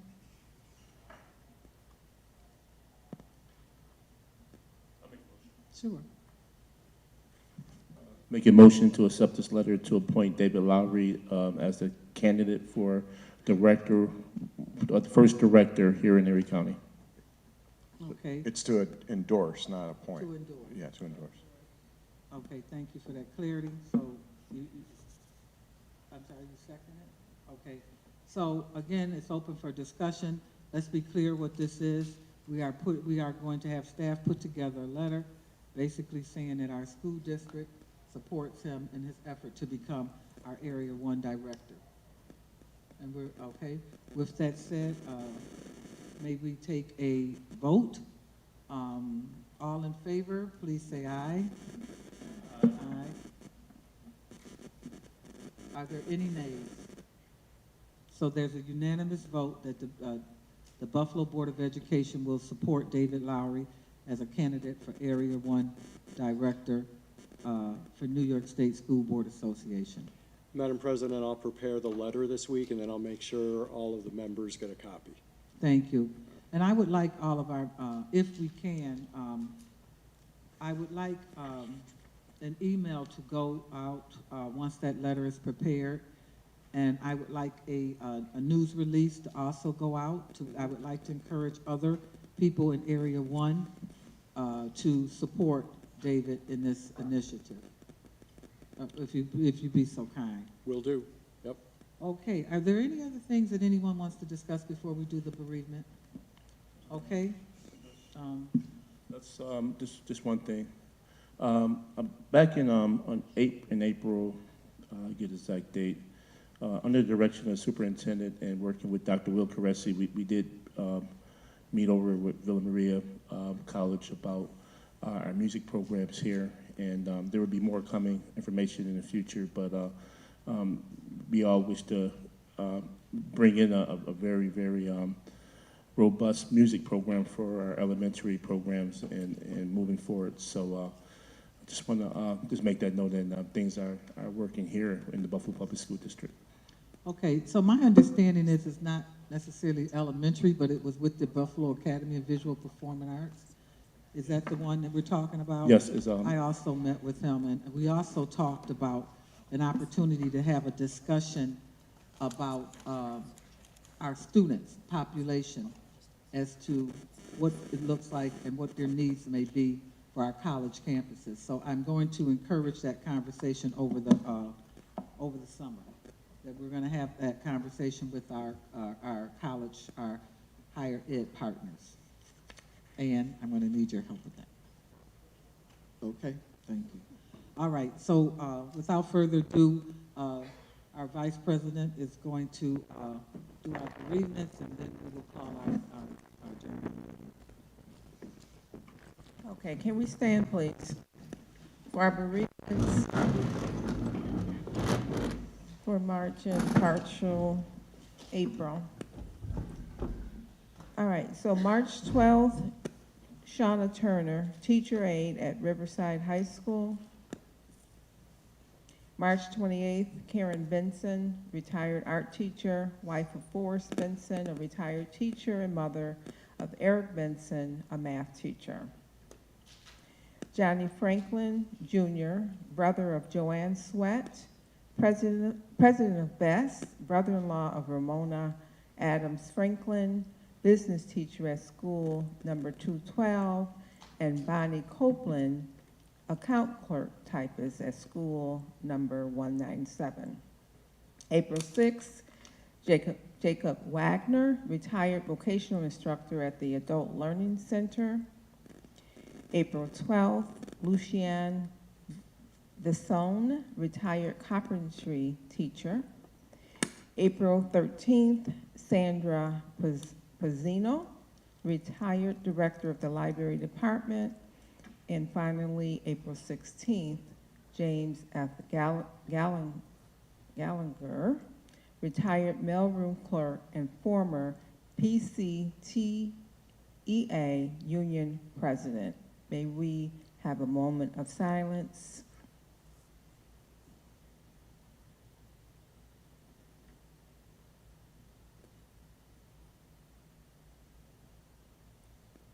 Thank you. Thank you. I'm sorry, one thing was brought to my attention, there's something about a youth summit that was mentioned. Someone said, mention the youth summit. Oh, about our youth summit yesterday. Oh, okay. Yes, we had a youth summit on yesterday, and it was a mental health event that Dr. Morrell had. It was a beautiful event. Sorry about that. My mind is all over the place. But it was very well conducted, and I hope the video will be placed on our website so that people can see it. Okay? All right, thank you. All right, may I have a motion to adjourn? Motion to adjourn. Larry, second by Jennifer. Okay, all in favor? Anybody else want to say no? I don't think so. Okay, thank you.